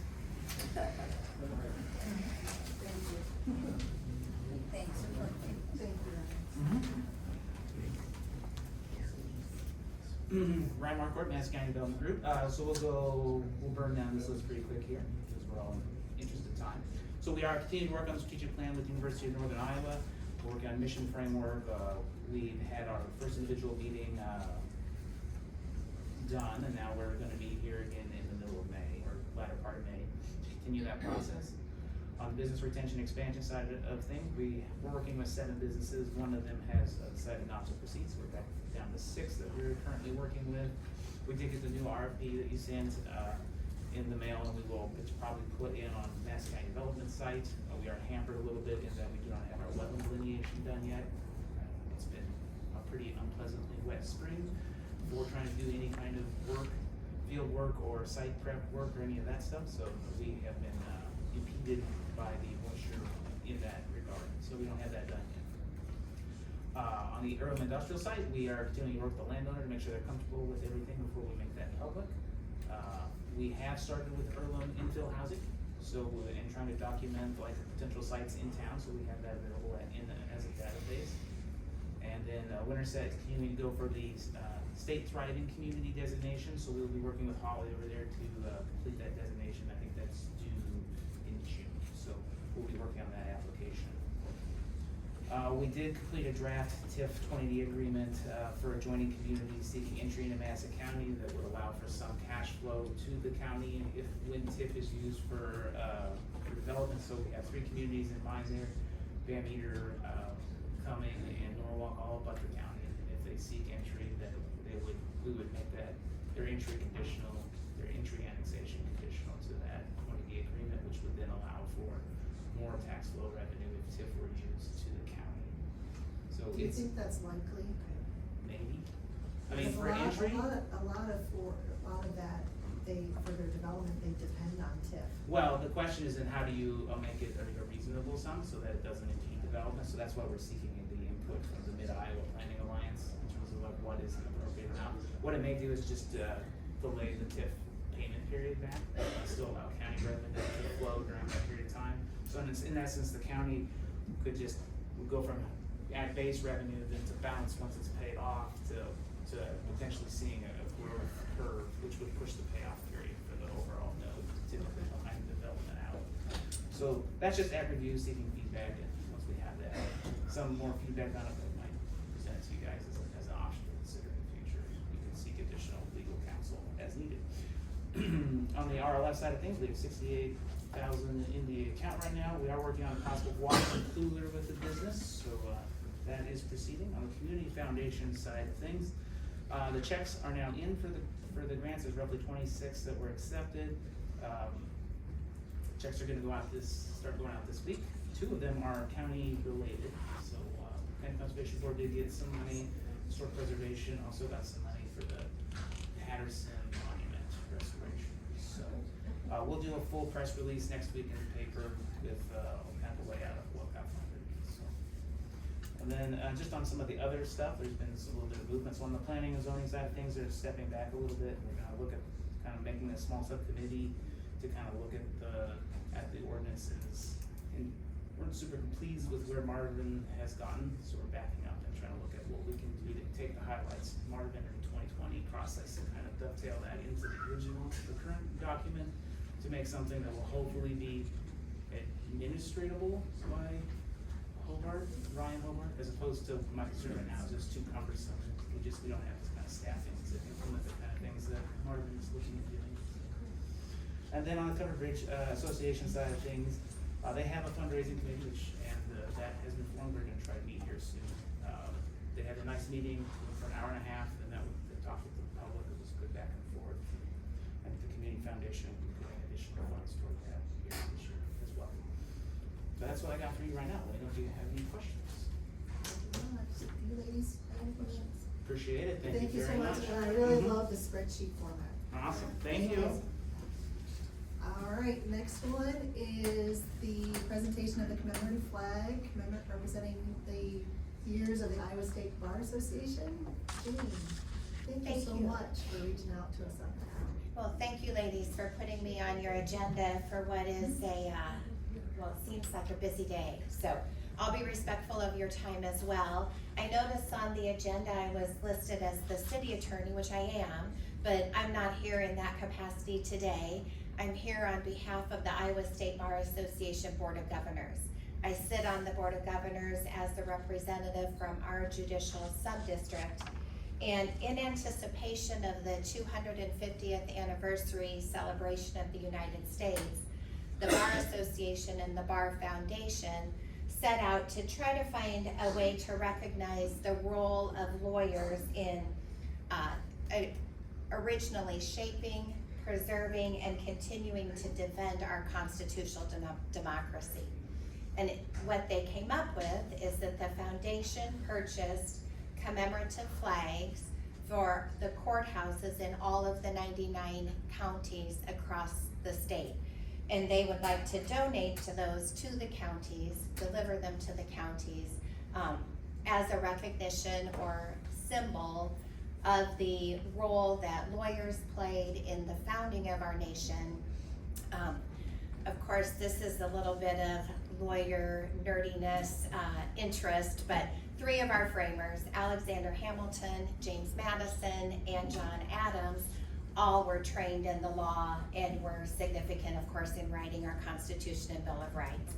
And then even more importantly, to deliver this and the commemorative certificate as also a reminder of the commitment by lawyers today to the preservation of justice.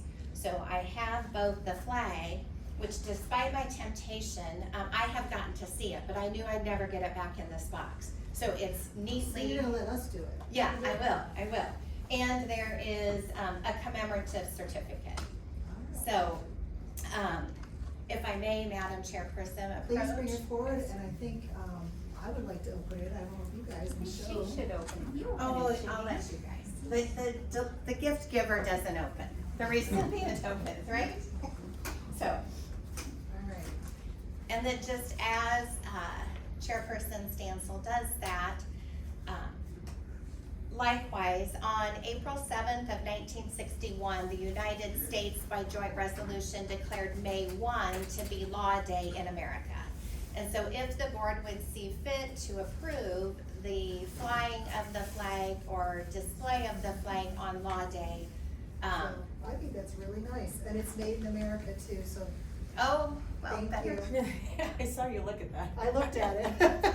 That's great. Yeah, the Bar That's Association beautiful. and Foundation would appreciate any graciously flying it on Law Day, and any other times, use it as you see fit as we celebrate the 250th anniversary of our nation. What's the squares? Thank you so much. Yeah, well, thank I you, appreciate it. moreover, for letting me present that today. And I appreciate your flexibility on our, and Long sticking meeting. around for our longer meeting, so thank you. Yeah. So we could probably get this with our buildings and grounds, find a place for it. Thank So you. it's beautiful, thank you And when do you very want us to much. fly it, Jane? If you're willing to fly it on May 1st for Law Day, that would be much appreciated. And then certainly any other times that you or the grounds people see fit, as we celebrate the 250th is kind of the intention. But I think this would be great. Thank you. All year, cause it Awesome. just, yeah, so, is Chip still here? At least around Independence Day Yeah. this Chip's year, still- right? I think Chip's in the walk. I did clear with him if he, to the extent that he was curious, yeah. Do we have the ability to fly this flag on our flagpole? Yes, We could, yes. okay, would the board like to give direction to do that? Do it May 1 and maybe the 4th Start of May July. 1 and just kinda leave it up there, or no? I think maybe take it down, but then maybe bring it back up around Independence Day and our I do too. Okay. country Yeah. founding celebration again, right? Put it up when, So May 1st for Law Day, Friday. And then Friday. 4th of July. and then the 4th of July, and then we can leave it up for the rest of the year and just celebrate our birthday the whole year. It's up to the board, Well- but I think, how many flags can we fly in that flagpole at once? Just 2? No, No, we have that's 3. We have, Well, we got 4 up there now for the Yeah. crime victims unit, but I'll leave the hooks up and we just take the crime Okay, victims flag well, out and put that one. if you wouldn't mind, would you Sure. take that? Yep. Okay, all right, I think we have consensus. I think we have consensus. If on you the just flag. email me the dates you wish it to be flown. Yeah, I wrote them down, I'll. so we can take care of that. Thank you very much. Thank you, Jane. thank you, Jane. Thank you And so much. I did submit a resolution to you, Yes. albeit not in time for your original packet. Certainly don't feel required to use We that, it actually was just to be amended our helpful. agenda. We Okay. We amended our We have it, agenda, yes. so we'll approve that resolution. So- And it called for May 1 and any other dates that you 3 see fit to direct, so I think it's consistent with what you just spoke to Chip about. So, thank you all. Thank you very much. All right. That was very nice. It's a nice looking flag. So, okay, that ends our presentation, so that brings us to public comment. Now is the time for public comment. So if you wish to make a public comment, most of you already know the drill. Just come up to the podium, state your name and the town you're from, and you have 3 minutes. And then for the folks on the phone, once we're done with the folks here, we'll move to you, and then I'll give you instructions on how to speak if you wish to speak. All right, anyone here wish to speak?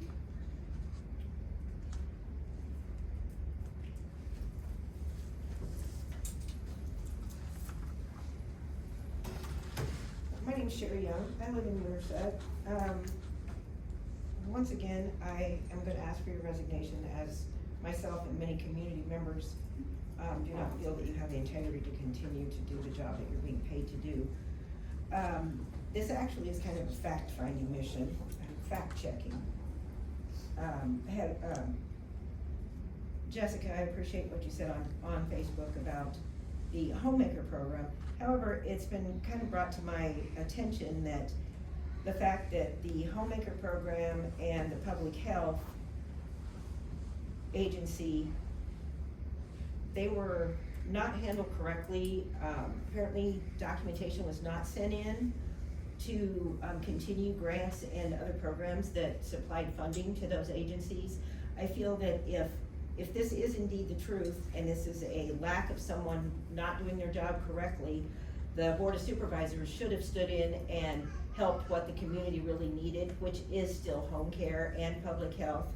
The fact about the veterans program, I don't know about you, but I'm a veteran, and sometimes getting services is very, very difficult. If you have men and women with PTSD, mental health issues, and other things like that, moving them is an issue. That's their safe place, and I don't feel that you or anybody else in this room has the right to take that away from them. They've told you that that's where they're comfortable and that's where they wanna be.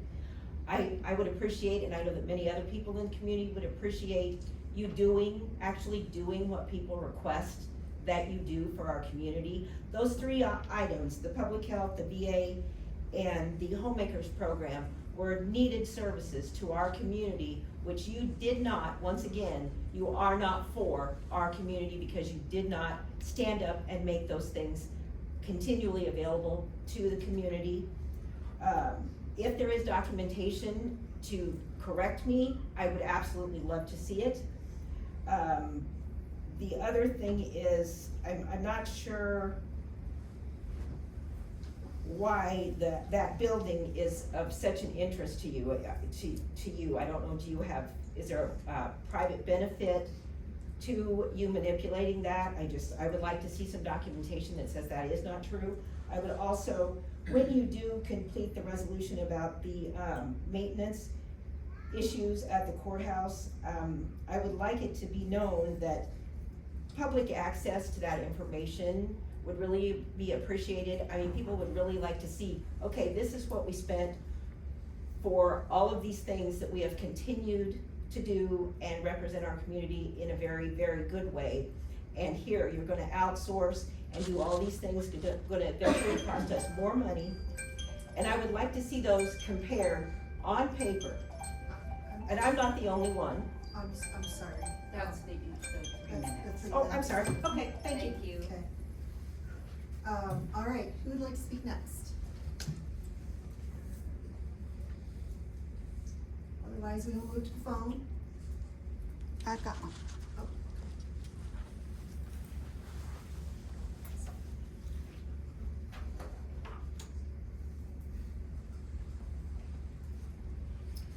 Leslie Beck, Winterset, Iowa. I wasn't planning on speaking, but I just wanted to address some things that you guys had talked about earlier.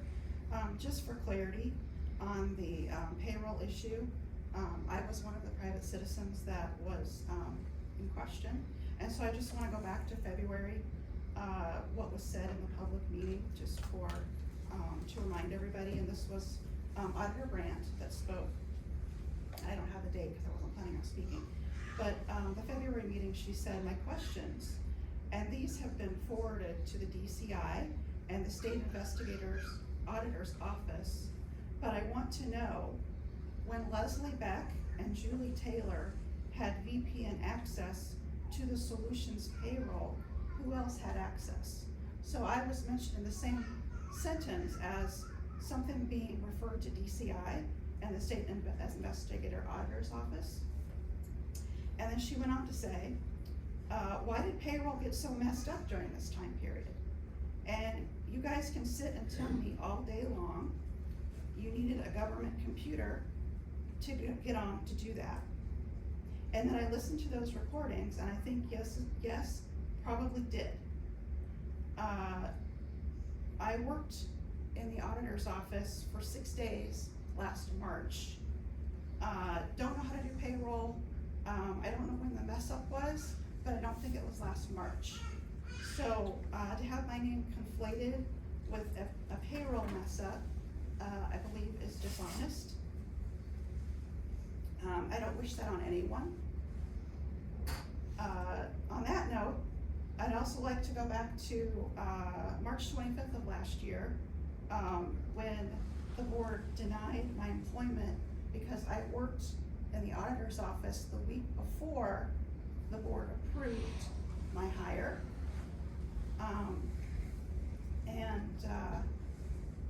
Quoting Supervisor Fitch, I will be voting nay, and not because I have any ill will against anyone or because I don't like them.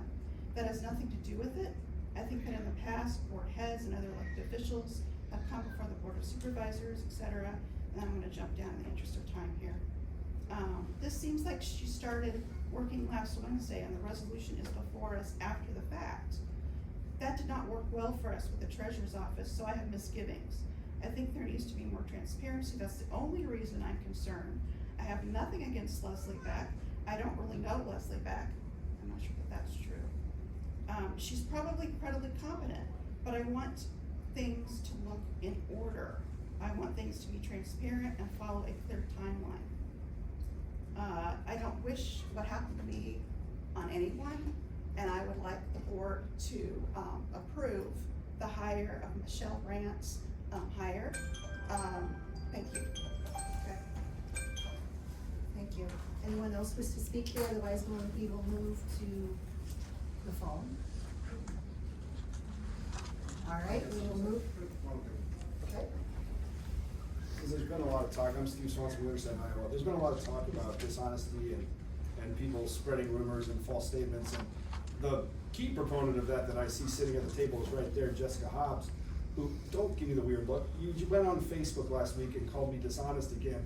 I have receipts that show that I was without internet in my office for 5 weeks. And I'm sick of you saying it's not true, okay? You don't know, you haven't been in the courthouse for 4 weeks, so I'm not entirely certain what you would know about the courthouse. So that's kind of what I gotta say is I'm tired of being lied about by Jessica Hobbs on her official Madison County website, whatever it's called, Facebook. And it's kind of disrespectful, it's also not professional, but I mean, I expect that coming from you, so have a nice day.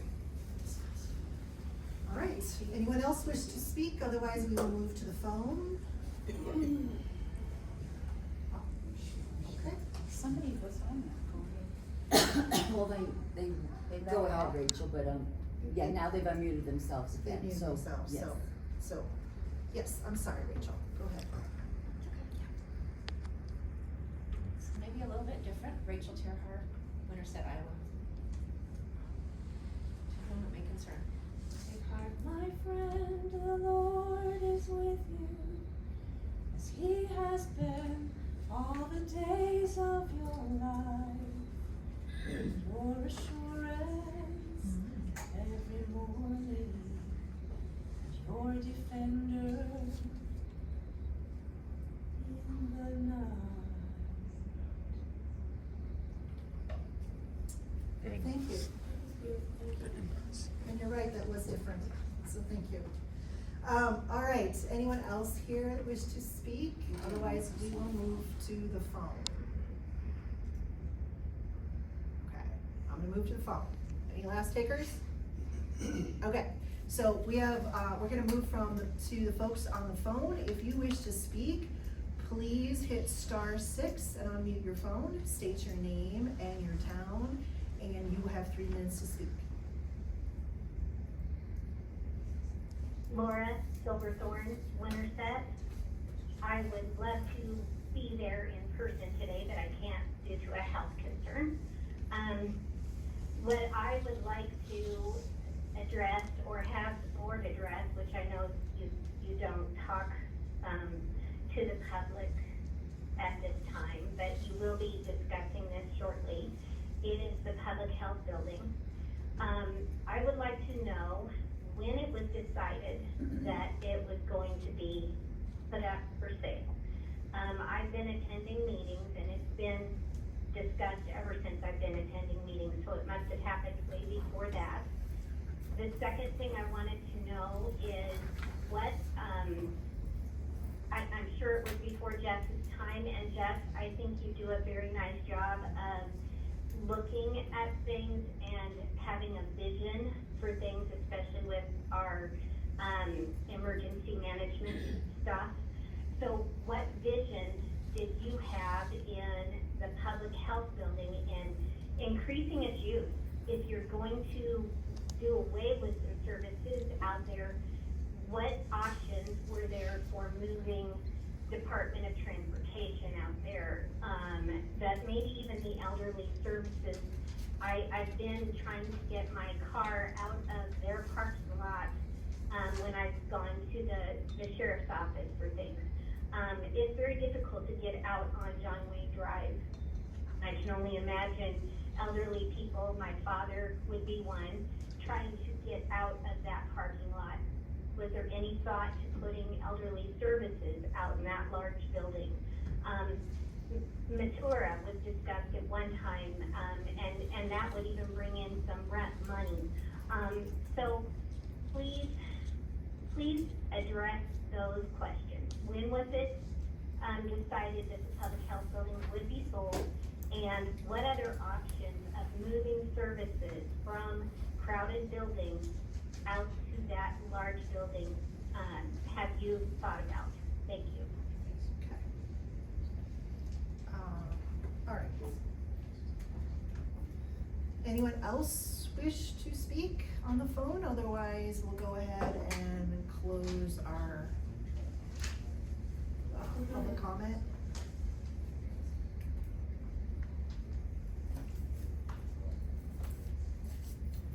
And because there's a delay, that's why I'm kind of waiting for a few more minutes. So there's no one else on there? There's no one else? There's no one waiting? No. Okay. All right, so we'll go ahead and move into the resolutions. So I don't forget, let's go ahead and do the resolutions we added by amendment, if the board is okay with that. To be something to read from? Yes, if you would, please. Okay. So the first one is the EMS resolution to add longevity to Stephen Fox with the EMS department, moving from 25/16 to 25/20 on his anniversary date, effective 4/21/2026. Do I have a motion to approve? So moved. Do I have a second? Second. Any discussion? All in favor, please vote aye. Aye. All opposed? Motion carries. All right, the second one we added to amend the agenda is a resolution accepting the commemorative 250th anniversary flag and declaring Law Day. This was Jane's presentation she gave earlier, and the beautiful flag. So this is a resolution. I will go, it's long. I don't know if the board wants me to read it, or I don't think we need to. you don't need to. Okay, basically it's recognizing Law Day and America's 250th birthday. So this will be part of our scanned packet once we approve it. So if folks have any questions, you can read that. Do I have a motion to approve this resolution? So moved. Do I have a second? Second. Any discussion? All in favor, please vote aye. Aye. All opposed, motion carries. All right, pass that. Okay, so then we'll go into the remaining resolutions. The first resolution is approving the organization resolution for credit card program, adding Lori Greenman. Do I have a motion to approve? So moved. Do I have a second? Second. Any discussion? All in favor, please vote aye. Aye. All opposed, motion carries. All right, the second one is approving S. Aiken as a part-time auditor clerk at $24 an hour, effective 21 April 2026. Michele, I did notice something this morning, and I apologize for not getting any further, but this is not compliant with the union agreement. So we need to make sure that the wage changes to 23. Oh gosh, hold on a second, let me pull that up.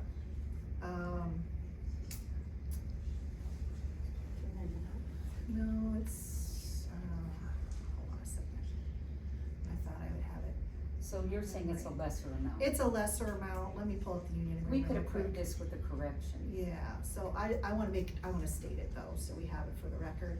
So, currently, in the current fiscal year, the rate is $21.32, per the union agreement for the auditor clerk, and then if, starting July 1 of 2026, what was negotiated with the union is $23.20. So, we need to amend the resolution for those rates to make sure she gets paid the $21.32 through June 30th, and then effective July 1, the pay scale is $23.20. Then we'll probably have to revisit her title. Well, it's auditor clerk right now. Yes, I So did you, understand. okay, so, but Which is, that's in the budget going forward July 1st, so we need to The- definitely figure out what that looks like. So, oh, okay, cause the only other title would be the second part-time deputy, and that's, part of that's already kinda well, the money. taken Money. for part of the HR position, the split, the HR split. So that was how you calculated everything. I calculated $24 an hour for the, whatever position this is filling. Okay, So So- we maybe need to then do a hybrid, or I'll revisit with, Ehlers and Cooney, and, cause what we don't want, cause the previous person that held this position, Lance, was paid $21.32, and I don't wanna be inconsistent. he And wasn't the board clerk though. it was auditor clerk, so Yes. board clerk, So that's what I auditor just clerk. said 2 seconds ago was, let's revisit the job description and that, Well, or the title or whatever. right, well, if it's board clerk, if we go by history, that's even less. So, and I'd like to, I don't wanna go less than that. Definitely wanna go under a union scale. So, how we can do this is we can approve it with the union rate. Okay. So we can get her Going? assuming the board approves, I don't wanna assume. And then, we can revisit and discuss any changes if, in the future.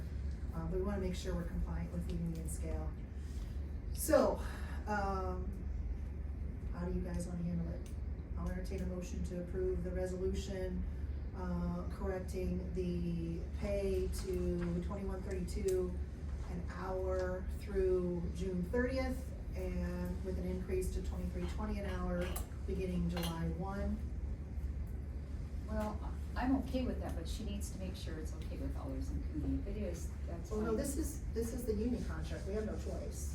All right, I would, But we make changes, that could be discussed, but right now, the title is a union title, and we have to comply with the union scale. okay, then let's So- go with 21.32 until June 30th, and then bump her up to 23.20 July 1. Okay, is that a motion?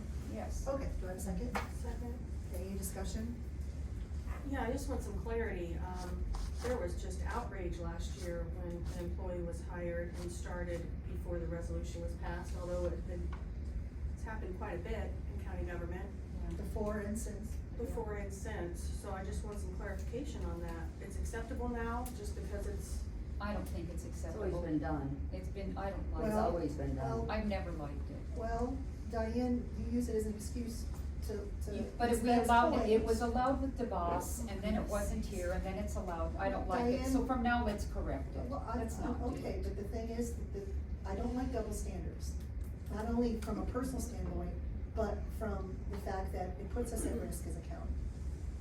Okay, so it seems to me that the decision was made under Kaczynski. It's nothing to do with the person in question. It had to do with the auditor, whoever was sitting in the auditor's seat in question. All right, let's, So, we've got the but- motion on the But floor. Leslie, you had said that you are not opposed to her hire, and I am not opposed to her hire. I'm just a little, rightly so, there seems to be a double standard here. And we can't be denying things based on political stuff. We have to have concrete reasons as to why we deny people.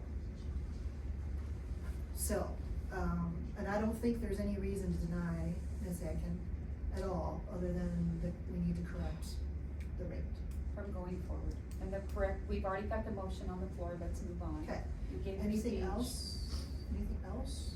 It's discussion, it's not. I guess as long as it's clear that it's acceptable to do that, and there might be a lag time between the resolution is approved, otherwise, you know, we're gonna I have don't to. like it, I think it should come to us before, from now on. You mean before the hire, you want that Yes. process? I would rather Okay, see that, so but, if that's the case, then we probably should have a formal policy in place. well, we'll work on that. So, Michele, I mean,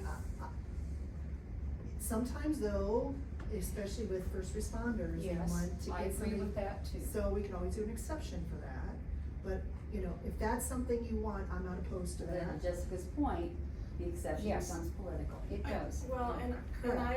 I would think, and now we can ask the department heads and other electeds' opinions, I mean, I would think that they would, if they have an opportunity to hire somebody and they have the Right. opportunity to start right away, they're not gonna wanna wait 2 weeks for a board meeting. That's true, and if So- they're a good hire and they can get them, I agree with that too. We have Yeah, to trust so- our department heads. So I don't want, I would rather Yeah. not do that, I would like to Okay. give them that leniency and that freedom. The board can adapt if there's something, you know, we need to move up, you know, on our agendas, And we've had special meetings before, so. All right, I'll go with that. I We've guess got a motion on the floor now, If it's, so. if it's defined and it's that stringent, then it's hard, if there's a policy that they cannot be. I'm not I don't necessarily I want a don't want a policy, because I policy. want flexibility given to the department heads. What I don't want is that to be used as an excuse to deny hires for reasons other than clearly defined reasons. Pay scale's wrong, you know, this person is, you know, an axe murderer, whatever. I want it clear, defined, not personal animus. So, any other discussion? No. Okay, all right, there's a first and a second on the floor, all in favor of the amended resolution as noted, please vote aye. Aye, all opposed, motion carries. Okay, and Michele, further on in our agenda, I'm gonna be asking for a special meeting next week, so maybe we can revisit this next week. I wanna talk to Allergy Food about this, so. Okay, all right, but just letting you know that if you get an answer, we can certainly revisit this next week, if the board agrees to a special meeting next week. Okay. All right, so the next thing on the agenda, give me a second, is, the VPN access for county employees. This was just basically It says for cleanup. certain county. Certain county employees, and I noticed Diane, you weren't on there, you don't want VPN? No. Okay. And is this something you intend to revisit once a year, just to kind of do a cleanup, or? Okay, alright. So I'll entertain a motion to approve, the VPN access for certain county employees through July of 2026. So moved. Do I have a second? Second. Any discussion? All in favor, please vote aye. Aye. All opposed, motion carries. So I'm assuming this will be on agenda to re-up it in July. Correct? Yes. Okay. Yes, this will be. 'Cause you this know, just goes through Well, 20. I didn't wanna go through July 28th on this one, this is gonna get us, so it'll be here before you know it. Okay, yeah, I know, time has been passing quickly. All right, the next one is the official approval of the fiscal 27 budget. You folks have that in your packet, it was also at our public meeting. I'll entertain a motion to approve. Do I have a second? Second. Any discussion? All in favor, please vote aye. Aye. All opposed, motion carried. Nay, I vote nay. Oh, you vote nay? Yep. Okay. I think it hamstrings the next administration, but my Okay. vote's nay. All right, so motion carries, moving on to, you got that, Michele, too? We did, could Okay. you guys back up one though with Sure. the IT approved, who motioned and who seconded? For the VPN access one? Yeah.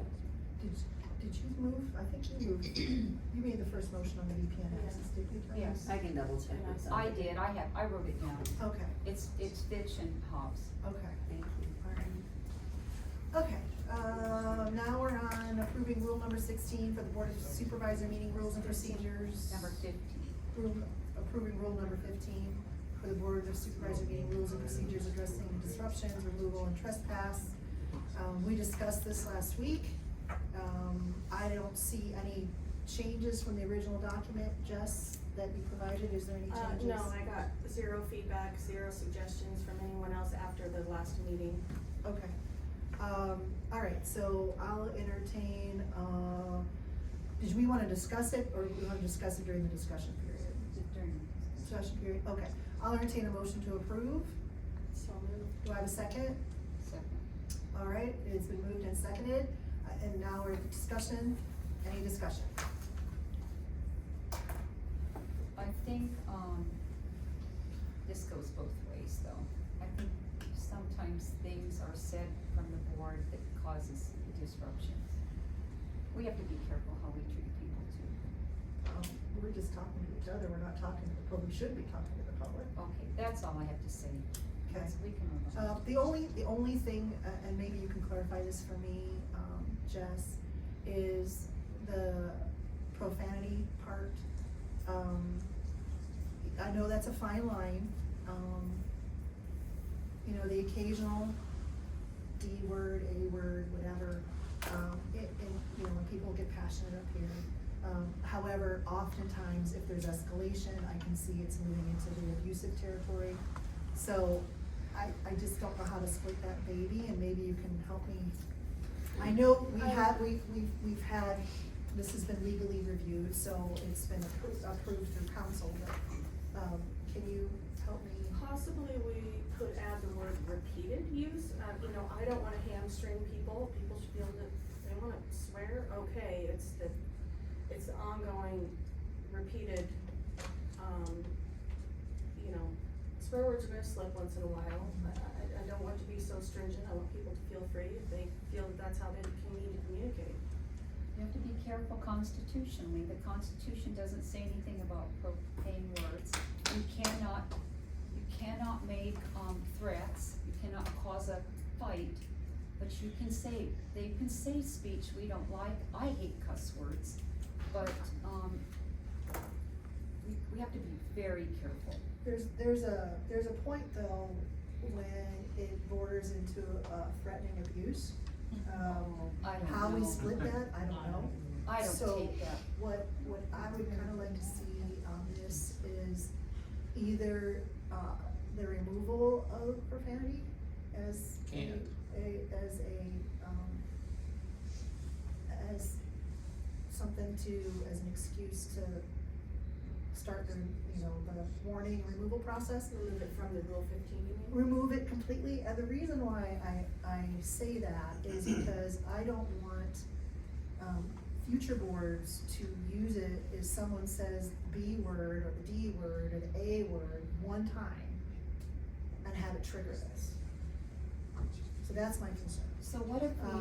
But however, when we have someone on the flip side come up here and constantly do that, yelling, screaming, whatever, then it's abusive.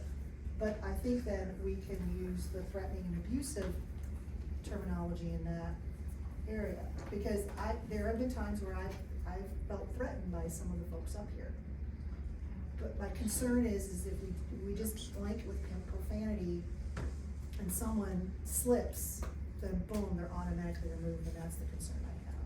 Jess, would you entertain just removing that? Do you wanna remove it, or do you wanna bring it back to the floor? It's easy enough to strike. We could just strike it. I'm not comfortable with that. I will consider it and, talk again with outside counsel about it. So there's 2 line items. Let's be real specific here. So under definition of disruption, there's the second and third bullets. The second bullet is use of profane, threatening, abusive, or obscene language.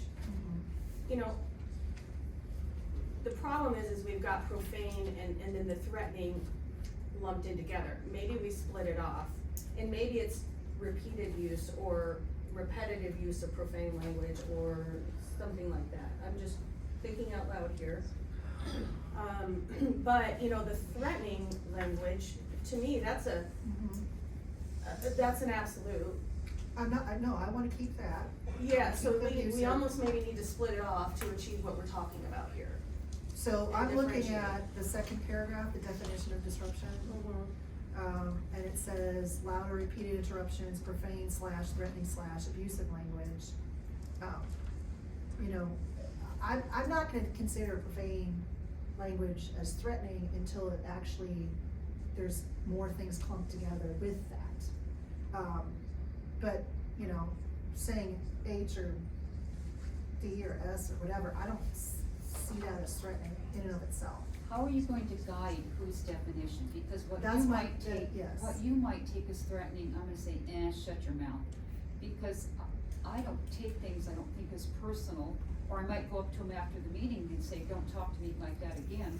I just Well, we don't can't- take that as well, that's- personal as some people seem to. That's you, so. Yeah, that's me. And That's how do you So- define? And that's where we wanna figure out, is cause I don't want future boards to abuse this. Yeah, you have to be real provision. careful when you say how I might feel and how someone else. So, you know, I think threatening and abusive is clear, and I say we Profane. separate them and. so different how would you bullets. want, how would you separate? How about can I get some options of verbiage and then send it to the board and we review? Let's table this and you can do it. Actually, okay, so we have a meeting coming up on the 13th of May, and we've had a request that we have some kind of clear Yeah, that's a rule. good point. And I think we need to have a clear rule, so, I need to ask you too, are you doing a 12th and a 13th? Both the regular board BOS and the public hearing separate? Cause that's the regular BOS meeting is the 12th is the 12th, yes, at night. yeah. Both two So we separate? could approve on the 12th. Sure. It would be And better on a we regular could- meeting. And this is a ministerial matter, correct? Yeah. To where we can communicate? Well, no. We can No. send a draft, I can at least send a draft. So okay, on the later on in our agenda, I'm gonna be requesting a special meeting on Tuesday next week. Okay. This is just one of, because I figured we'd have this discussion. I want to, if we could, if you would consider, is if we could maybe table it until then, until Tuesday, where we could bring our discussions to that. I would be on that. okay with that, and then what I can do is I can have some draft with some different versions, multiple options for us to review on next Tuesday. So Once we let's get that table meeting it. set. I'll move to table it. Okay. And then you can bring it I'll back. second. Are there any other concerns with this document so far from you ladies? I'll send it to you if I think of it. Yeah, I don't, it was just the profanity thing, I just see that as a potential to be abused. I think we need to have some clear definitions of that. We do have freedom of speech, you have to be real careful. Again, that's Like it or one of the not. reasons why I'm talking about this. And to item. clarify, no one's freedom of speech has been violated thus far, so let's just be real clear about that. Yes. So, but because we have that meeting coming up and we've had a request that we have a formal policy in place for that meeting, I would like to get this passed before that. So, if you ladies have suggestions on verbiage, I can generate some drafts so that we'll have something that hopefully will be acceptable to everyone next week. Diane, other than the profanity, did you have any other concerns? No, No, just that. I just think you have to be very careful. Agreed. We don't have to like what people say. Agreed, right. Okay, so it sounds like the consensus is to table this. And to clarify, this is, the goal with this is to be more clear, so everybody understands the expectations. They know what the And guardrails so that we are. can limit the interruptions and we don't have constant yelling and screaming carrying on, during our board proceedings. As have been going on for the last year and a half. Yes, so, Okay. so I'm yeah. okay with that. Okay. Did we first and second? So you have a first and second, and then we need to, like, now. So you I need will to- rescind it and I will make a motion to table it. Okay. And I'll second that motion. All right, discussion on tabling? Nope. All in favor, please vote aye. Aye. All opposed, motion The carries. next one we table. The next one we table, and then that brings us to approving First Deputy Treasurer Erin Stanton to have authorization for the financial institutions. Do I have a motion to approve? So moved. Do I have a second? Second. Any discussion? All in favor, please vote aye. Aye. All opposed, motion carries. That brings us to the, approving the Patterson Hills subdivision. This is the one where the staff report was neutral, correct? Yes. So, I'll entertain a motion to approve. So moved. Do I have a second? Second. Any discussion? I don't have legal ramifications to vote no because our ordinance don't say no. But I am with the Board of Zoning. I have such misgivings where, having previously worked for 22 years with people that move out into the country, they move out, they build a house out there, and they called one day to have us remove the fox. And asked me if I would call the DNR to have them come and remove the fox. The DNR said, tell them to leave the blank box alone.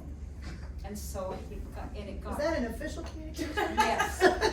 It got absolutely draining. They would move out and then complain every single day because the road was dusty, or the coyotes howled, or the fox or the hawk. They asked if we would replace their chickens because the hawks killed them. This was about a daily thing out there, and I think it does cause, there's such a disconnect. And they move out and they think everything's gonna be great. It's not living out in the country. Sometimes they don't get your road plowed. It is hard, and I will have to support this because I don't have any legal grounds. But we've gotta watch what we're doing. We're just building out in the middle of everywhere. Well, my hope is that we're gonna continue to make progress on the ordinance update, and we'll have some clear guidelines at that point that comply with the comprehensive plan that was passed. And right now, we're kind of in limbo between the two documents, so, any further discussion? All in favor, please vote aye. Aye. All opposed, motion carries. All right, the next one is approving the J5 subdivision. Do I have a motion to approve? So moved. Do I have a second? Second. Any discussion? All in favor, please vote aye. Aye. All Again, oppo- with misgivings, but yes. Aye, okay. It is, motion carries. Okay. The next one is approving the bin subdivision. Do I have a motion to approve? So moved. Do I have a second? Second. Any discussion? All in favor, please vote aye. Aye. All opposed? Motion carries. All right, that brings us down to, board reports. Who would like to start? Yes, you can start. Okay. I had a lot of meetings and phone calls with constituents regarding the Vanguard project. We have public hearing coming up. As Mitch mentioned, several things cooking with the safety steering committee, and we're getting things rolling there. I was thankful to everyone who helped to get those AEDs hung, third floor at the courthouse, and elderly services. Like I mentioned, we have training coming up from Brady. Brady's been fabulous with his areas of expertise and sharing that knowledge. I had a meeting with Veterans Affairs and that team. We've got I got your message, Supervisor Stancil, on the Badger Creek Watershed annual meeting tomorrow morning. I'm planning to go to that. Are you gonna go, physically, or are you gonna do it online? I'm physically going. I might listen just online. It's, have you done it before? No. Okay, it is cool. No, I've Because done they it take you 22 around times. It's all of where the watersheds are. It kind of lets you understand exactly how those work. This one isn't a tour of all No, the she's doing watersheds, the this is budget just the hearing. budget Oh, it's meeting. just the budget hearing? When you Yeah. do the tour, make sure you go on. Okay, Yeah, take the tour. The budget hearing Good to is know. Yeah, the budget hearing isn't as exciting. I'm sorry. No, it's okay. Okay. I also met with Tom Moss from Conservation, or Soil and Water Conservation, had some really great information from him. When we're talking about scheduling, we were originally discussing having a handbook work session this afternoon. That didn't get implemented, so we need to add that to our list for next week then.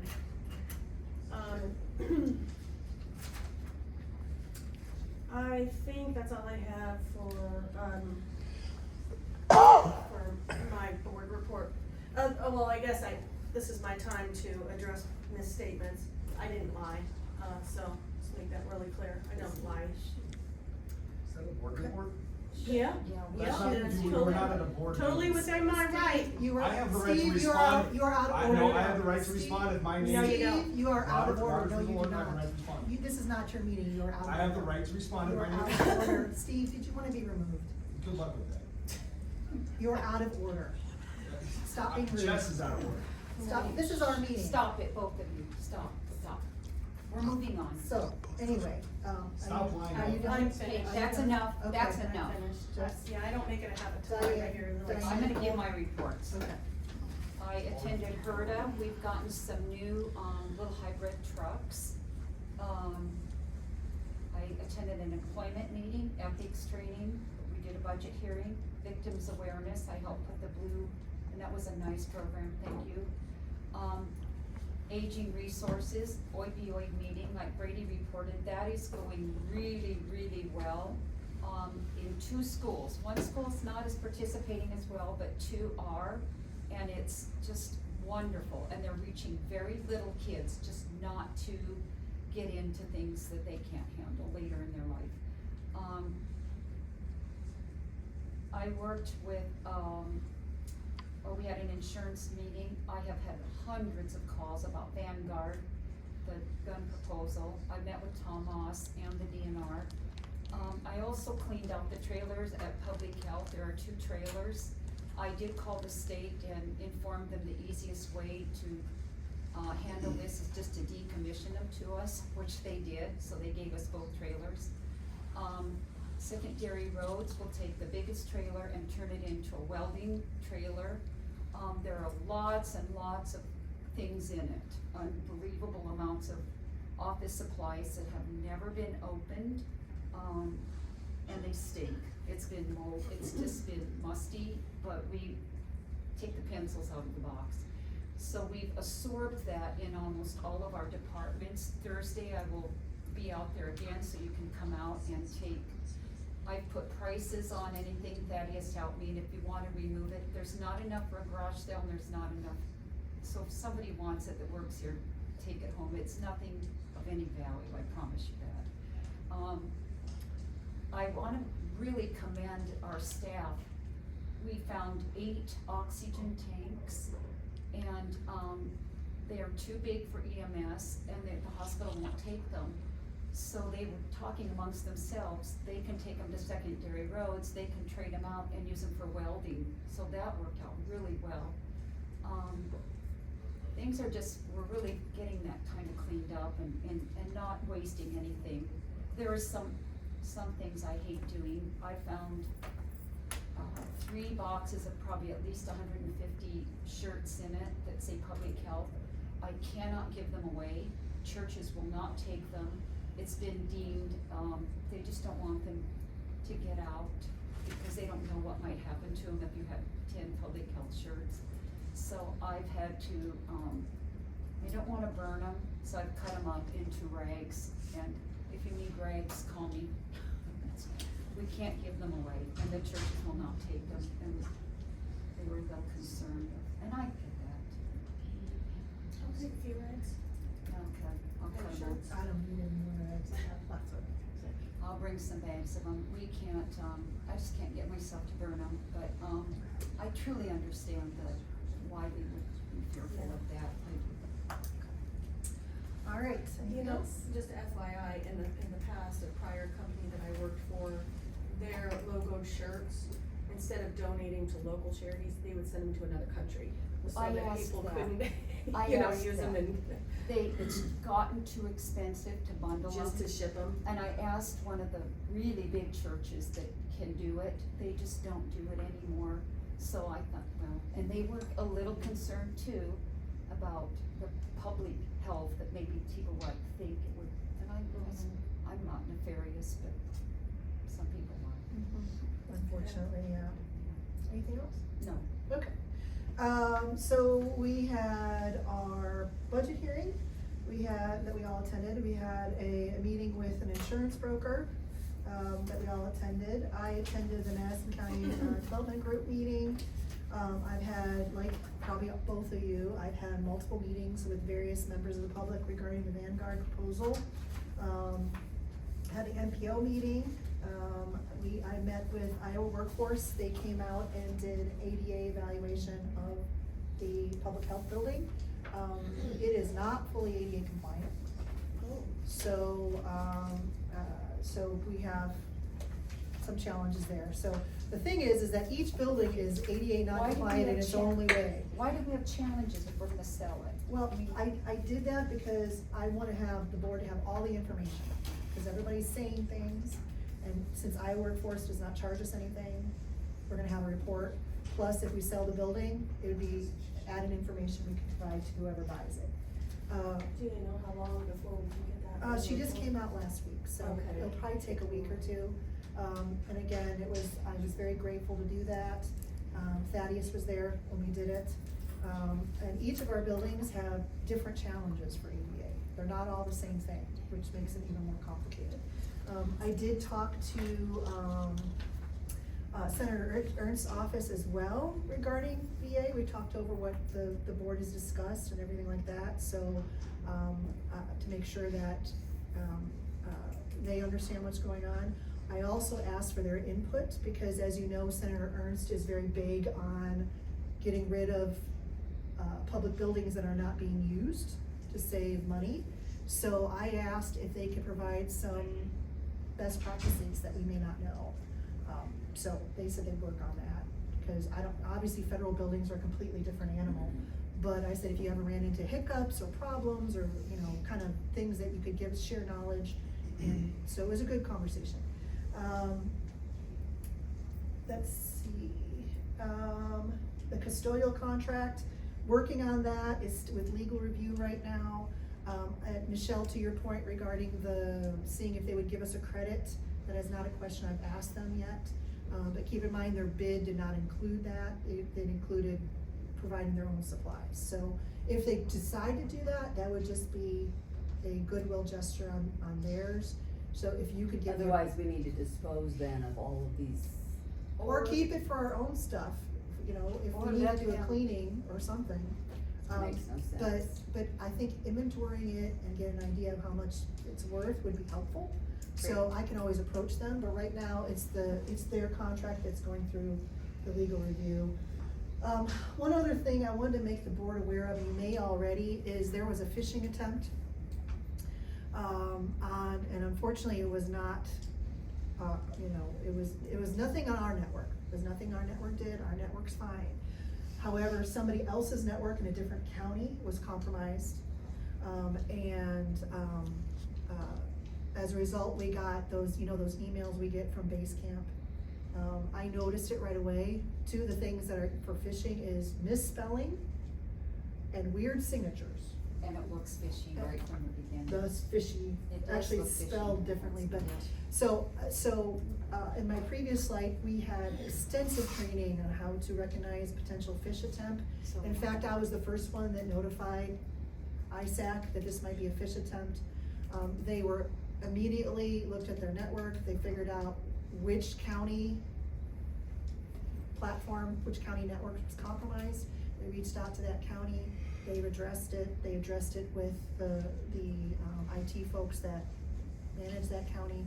So it's resolved. They also could see who clicked on the link. Luckily, no one in our county clicked on the link. Unfortunately, other counties did click on the link. So the reason why I bring that up is I'm wondering if it's something we might want to consider as a board as providing phishing training to our employees. Absolutely, and I think you can do it free through eGov. Yeah. I think you can do So- those free, the trainings. So, as a safety committee, we've been working through staggering and doing online training versus in person.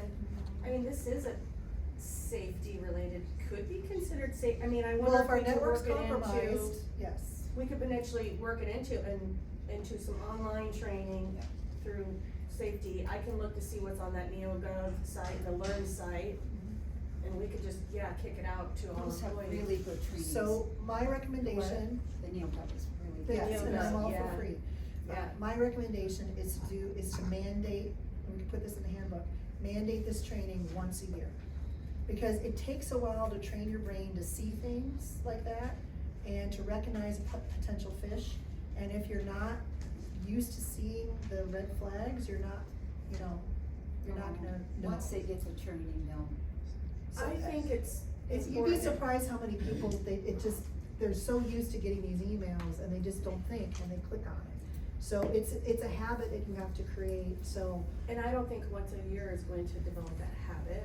And No. maybe it's twice a year but make them required trainings. I think it's a good idea. Okay, So if you would you be willing to spearhead Yeah. that? Okay. Yeah, I bet. So it just became real from that since we got it, and it wasn't anything initiated from our side, it was unfortunately another county was affected. So we could be affected just by all our work all our departments do with different counties, so. Okay, that is it for my report, so we'll move on to, elderly services. I think you were spearheading all that, and then the parking lot usage, that was something actually I brought up. So I just wanna get some clarity. I shared the report from Alliance who did the indoor air quality testing. There are no concerns in the dining room, the kitchen of the elderly services building. There's some things that we wanna look at potentially addressing going forward in their storage room, because there's a contrast in temperatures between that really hot kitchen, storage room in the middle, and then the cooler. So there are some things that, I know that these consultants kind of referenced and things that we could do. But the roof is a concern, and I know Chip mentioned that earlier, that he's had roofing contractors out to look at that. Excuse me. We've also got, ICAP adjuster came out, and we're still waiting on that report regarding the roof. But I've got a draft, RFP based on Alliance's report, the scope that they defined, and that's why this Alliance, they did a great job in my opinion, very clearly, it's lengthy report, but very detailed, and that was the intention of it, is literally they're defining the scope for us that we can do an RFP on. So, how would you ladies like to pursue that as far as the RFP for the mitigation? So the one thing I noticed on the RFP was, they would mitigate and then they would put the drywall back in and all that kind of stuff. If we are considering, remodeling that area, do we want to have all that stuff put back in if we're just gonna gut it anyway? No, that's why it's hard how do we pursue this when we don't know, we haven't clearly defined what we're gonna do with that space, so. It's hard to define that. And whatever we decide to do, what I would like to factor in is, Alliance to come back out and retest after all these changes are done. Because, we've got a bunch of cardboard in those spaces, and that's impacting the moisture levels and the mustiness, and, so once we get it all cleared out, we get it repurposed, whatever's decided, I would like to add that piece too. It's a small price to pay for the peace of mind to know that it's all been corrected and it's addressed. So I guess that's the question I have. If I want it fully remediated, but I don't know if we should include in the quote, putting it back the way it was, because it may not be No, don't. the way it was. I think we should just remediate it and leave it as is. And then decide how to remodel. And then decide, move So all it the doesn't boxes. slow us down. Right, move all the boxes and all that kind of stuff out to do what you recommended. But I don't think as part of the RFP, we should put in the quote, put it back the way it was, cause I think that's a waste of money. I'll look through that. So I've got a draft of an RFP. So what I'll do with that premise, I'll go through it again and see if there's some adjustments to make, and then I'll send that to both of you to review. We can always add it to the agenda next week. Yeah, or I can get that done in time. Done in time, This is okay. long enough. The parking lot, I did a lot of checking into. I called a bunch of old supervisors. We have never allowed anyone to sell cars there. It just happens. We've not allowed it. It's never been known. They just park the car there. We have always allowed agricultural stuff, like the sweet corn, because they just can pull in. And they have to do an application to use, right? I don't think. Every year, Givers does. They do. They ask for an application to do it. Okay. And then it's only been agricultural there, and I found out from the older supervisors, We've never really allowed cars to be there. I don't think it's a matter of allowing, I think it's, they It's just how do it. They just, and I think we probably And- should stop that, it's kind of a liability. Yeah, so, and this came up because I had a gentleman call and ask if he could do it, and I appreciate his proactiveness in asking, rather than just doing it, which a lot of people have done. But I think that, to Diane's point, I think we should probably have a formal policy to where if you wanna use the grounds, you have to submit an application, just like any other county grounds. I don't wanna sell. And then prohibit car sales. I sales. don't want car sales. Agricultural stuff is great, I'm fine with that, that's what we are as ag. Well, isn't that the whole process of Yeah. having the application? Sure, and then we can Versus just, a policy, because then you That's- guys discuss it, and then we can you approve it or deny not. it. Let's just do the applications. And Okay. don't, So and I would like to defer to Tammy if you're comfortable with this, Tammy. Her main concern was making sure that they weren't parking and Yes. impeding their parking Yes. needs. So I think it's important that we're all on the same page of what spaces need to be left open for elderly services. Well, the ones that the people wanted was the row that was right closest to the street, where the corn is sold. It's just that one row of parking there. But I believe you furthest mentioned- east on the sheriff's parking lot area. Does the sweet corn impede you? They initially were parking up where. And then we made them move. And then they moved north. Yeah. And it's fine if they're down far north Right. of the parking lot. To the north end, but Yeah. you would like those spaces left open that are nearest to the building for the Sure. south of that John Absolutely. Wayne parking strip, right? Yes. So If we'll they're have them down go north, as it's farthest as they can, okay, we can do that. Okay. Yeah. So that's something We for can the board specify that. to specify if you wanna use it. It has to be the north. The furthest the spaces, 2 spaces, maybe 3? I think he usually takes 2. Okay. And then when cars pull in, it's technically 3. But But it's quick, it's not Yeah. like, Yeah. okay. So if they're the northernmost spaces, the northernmost 3 spaces or 4 I mean, what would be, Let's go 3. Let's go the northernmost 3 spaces and we'll just have them all apply for an application and we'll approve or deny. We don't need a policy, we'll approve or deny. I'm trying to think ahead of what happens if we have 2 people that Well, wanna usually, use them and there's 3 spots and they each want 2. in the past, it was like my son would sit there with corn, sweet corn, and he was a honey producer, and they have a little table, they're a honey producer. So they sit right next to the sweet corn, so it was never any more space. That worked. But to her That's kind of point, I mean, always that been- worked, but the next one might not work. Well, let's go to, how many would work?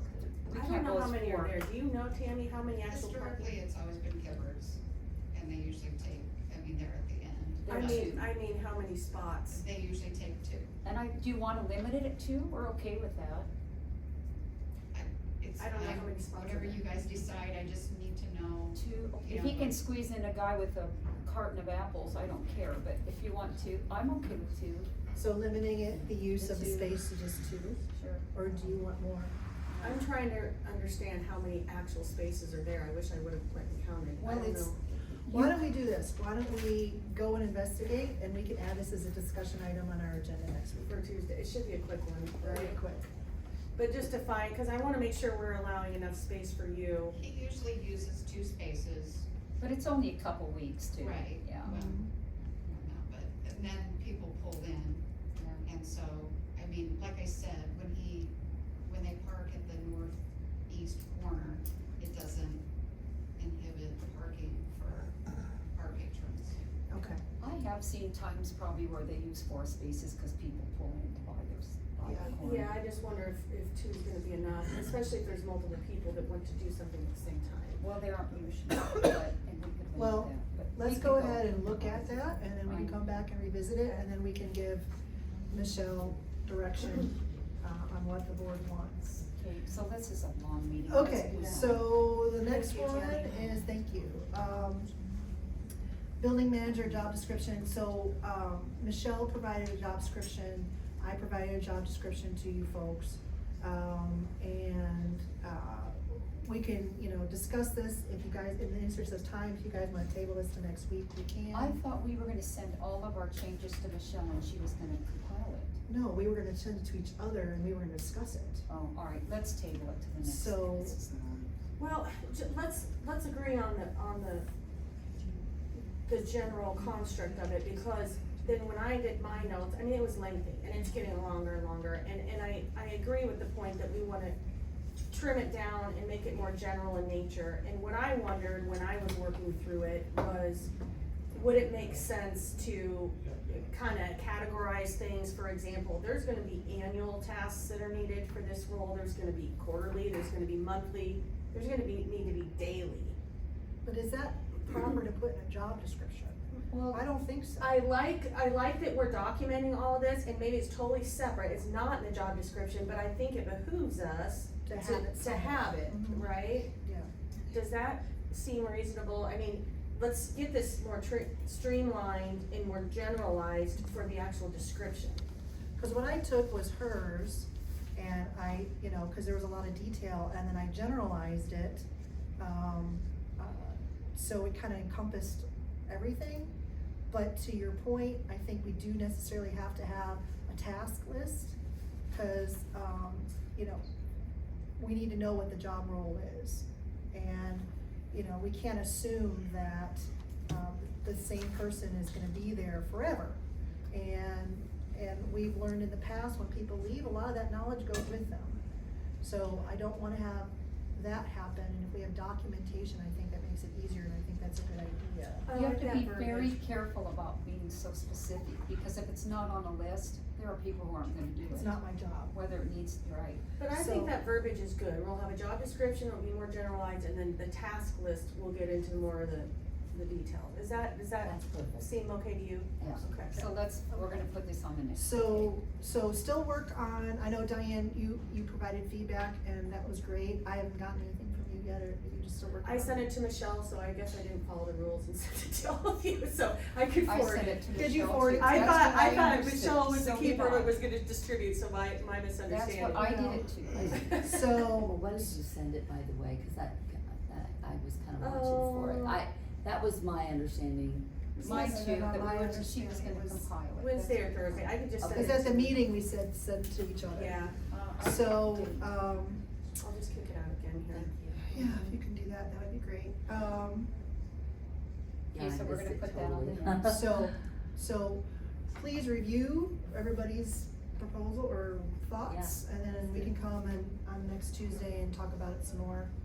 Are we okay moving on to public Yes. LCA? Yes. Okay, so timeline for the sale of the building.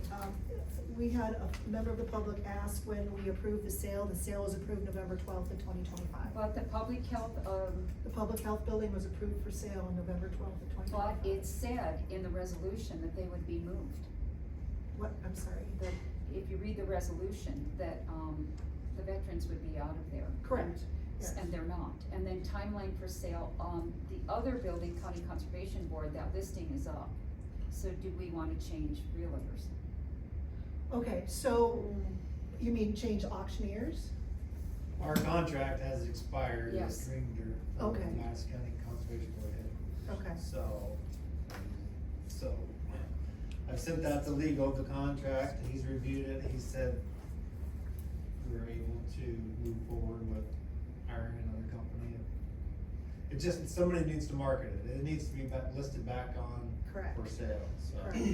The agreement though for public health and through Dream Dirt, I think was contingent on the Both. conservation, right? Correct. But we can talk to Jason, I am concerned, it's been mentioned numerous times that maybe the appraised is too high, but.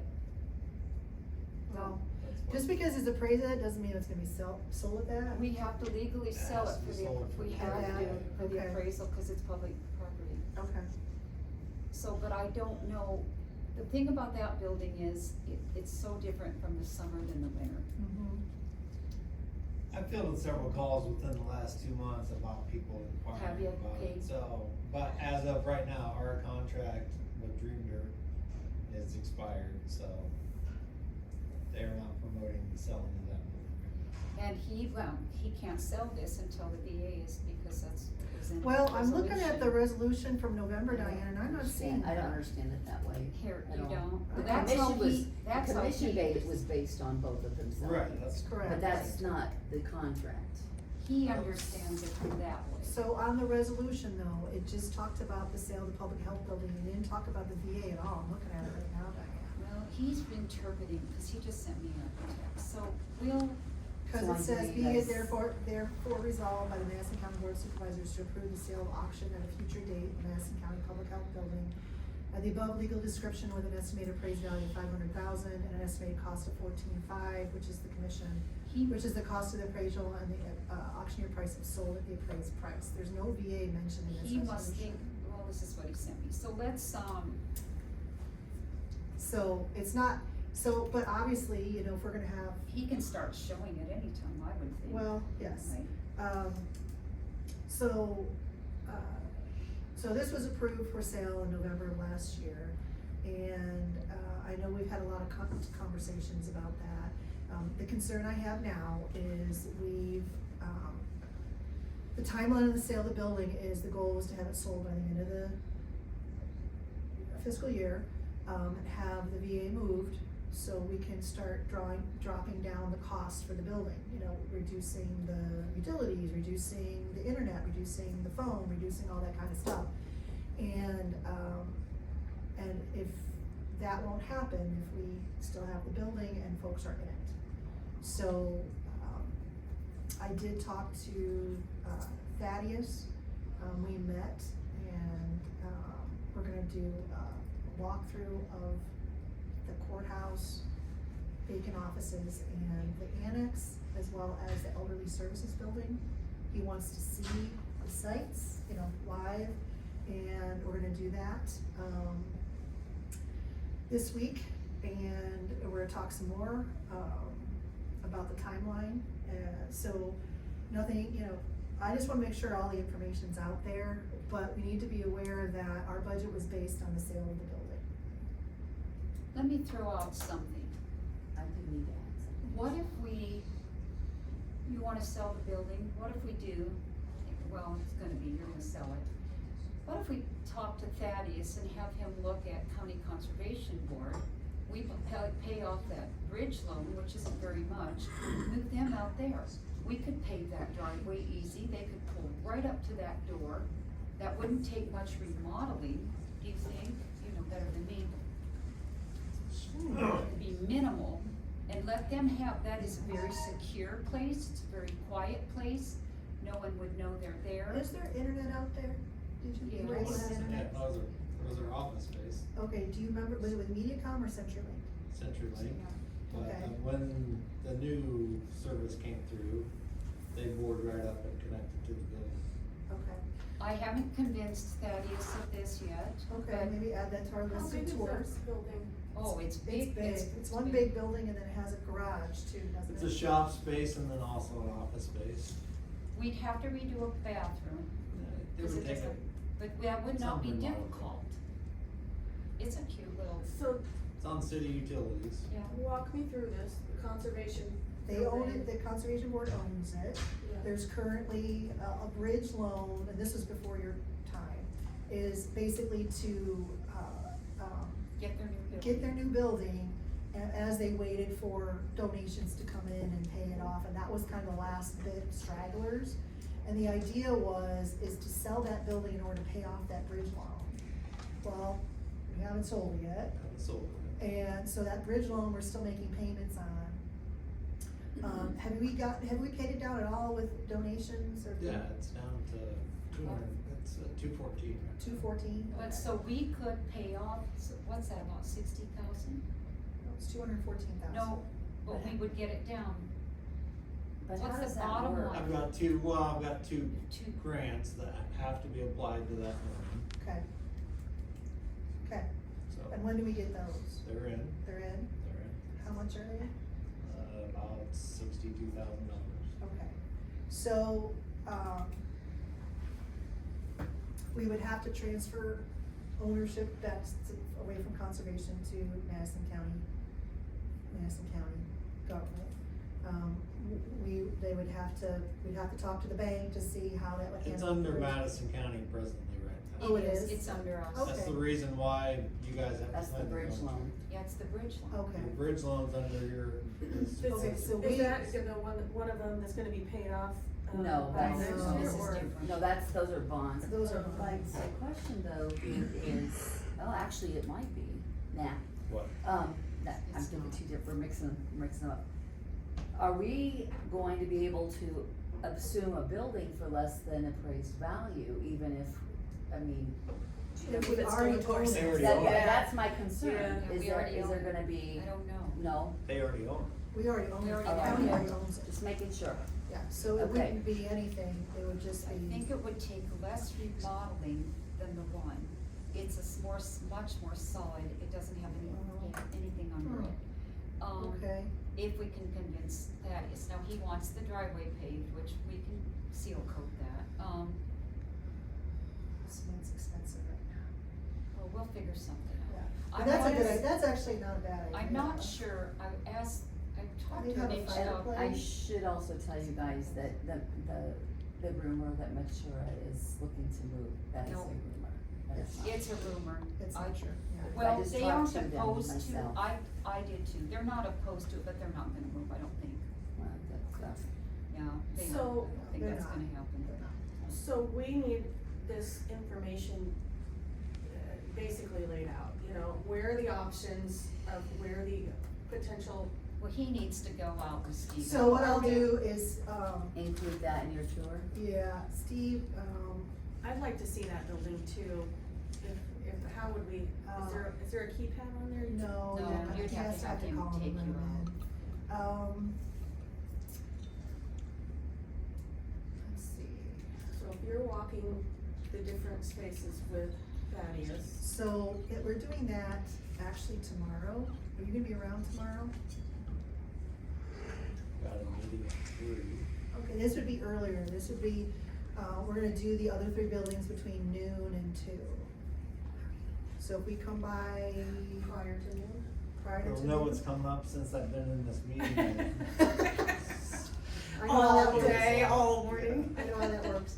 So I will ask Thaddeus when I talk to him, if he wants to look at it. That's gonna be hard, I have not convinced Thaddeus, but see if Well, Steve can. You know go what, look at if it. worst case scenario, we go look at the building and. Well, I want him you to say be on no. board, we can Well, convince, if see he's if we not, can convince him. the whole point of this tour though is to kind of talk it through and figure out something, that's agreeable and still meets the board goal of selling the building. So the goal for your walkthroughs with Thaddeus is to narrow it down, the options, then bring it to the board. Go over the pros and cons of each site, and discuss, you know, what it will take, and then, yes. Okay. Cause each site has pros and cons from an AD access point, nothing is 100%, actually the building that's the closest to ADA is this building. But the challenges with this building is parking. Are you ADA? Probably not. I guess I didn't see the, We parking operated as out a of challenge this here. since 1979. The parking lot fills up.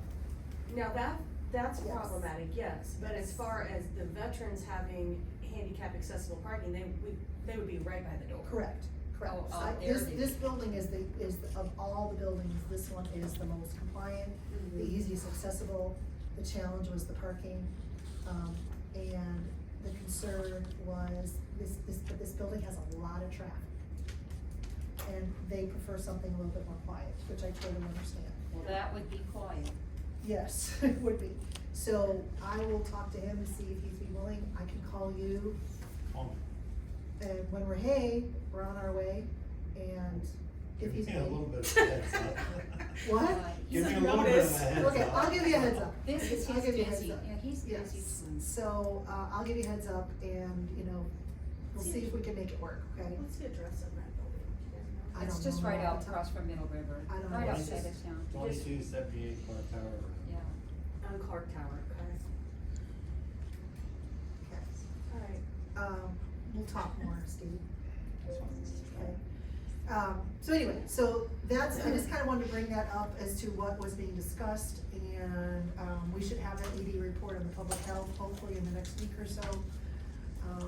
What report? The ADA for Okay. the public health building. Iowa Workforce came out again and did an evaluation of that building.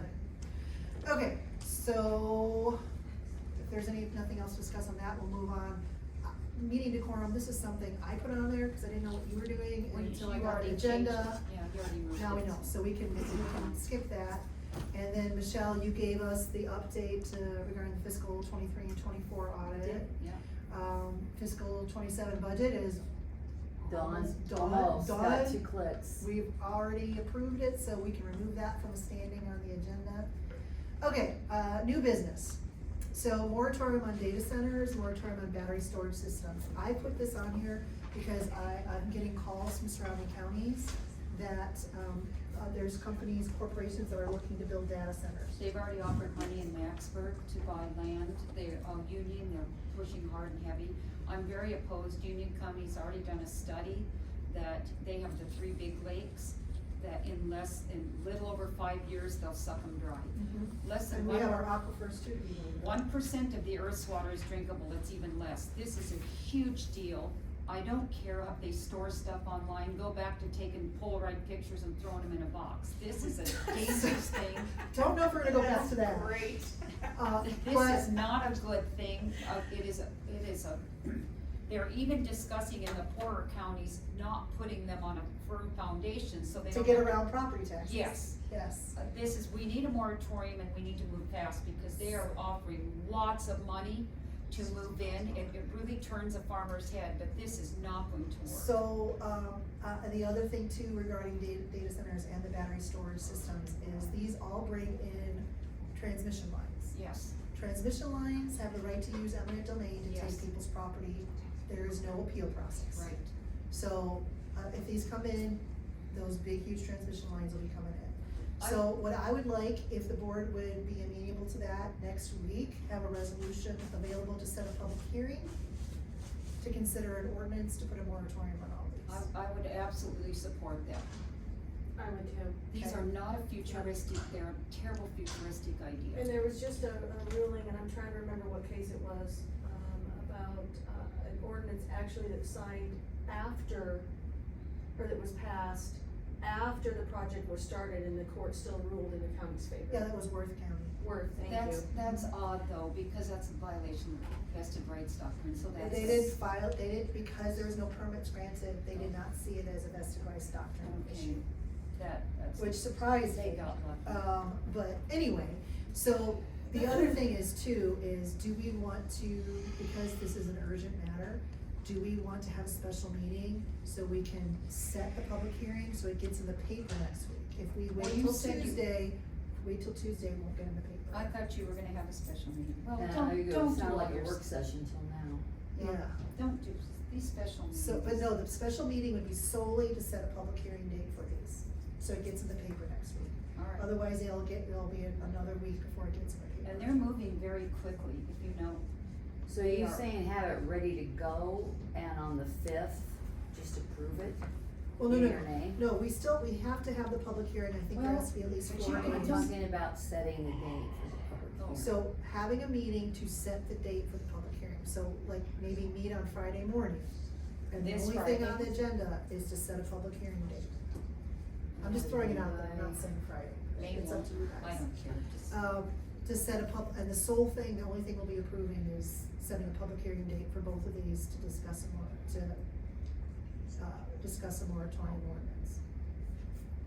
I think the sooner the better, and I can be flexible around schedules of how soon. Let's do it. This has been a long enough meeting. Let's Okay. choose. What dates would you guys, Well, Michele, it's what do gonna be the 1st, and, let me find my, Cause we gotta see what she can do too. well, we can also. well, you have a template for public hearings, you just Oh, change that. yeah, Ed, easy peasy, but it's getting posted, it's getting it, Right, the meeting posted, so I'm the free all 1st day. is clear. Okay. So what Can it- time? can it Let's be go earlier? earlier. How about 7:30? Well, you're No. I knew where that was going. She's still in curlers that time of day. No, how about after at least the building is open, how about that? It opens, I'll open it for you at 7 if you want. Okay, we wanna make it easy for the public. And you know you could call in, right? I know, So, We could do a total teleconference. what about, I mean, you can conference it, I'm gonna be here anyway, cause that's the time frame I'm here, but you can call in if you want, rather than driving all the way from St. Charles. For a 5-minute meeting. Yeah, how about 9? Okay. Would that be okay? Yeah. Okay. Are we, is it a Zoom, a Teams, or do you just want me to call? I'll do an Outlook Teams, Okay. because we wanna make sure that the public has a chance to comment on setting the hearing, and that would be, yeah. I mean, yeah.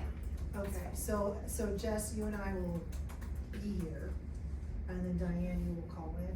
I might come in. Unless you wanna come in, that's up to you. We'll see. And in the annex, correct? In here, yeah. 9 o'clock Friday, got it. Okay. All right. And then a handbook. Handbook, so, Did we add that? no, this is not in the agenda. It's not here. This is for next week.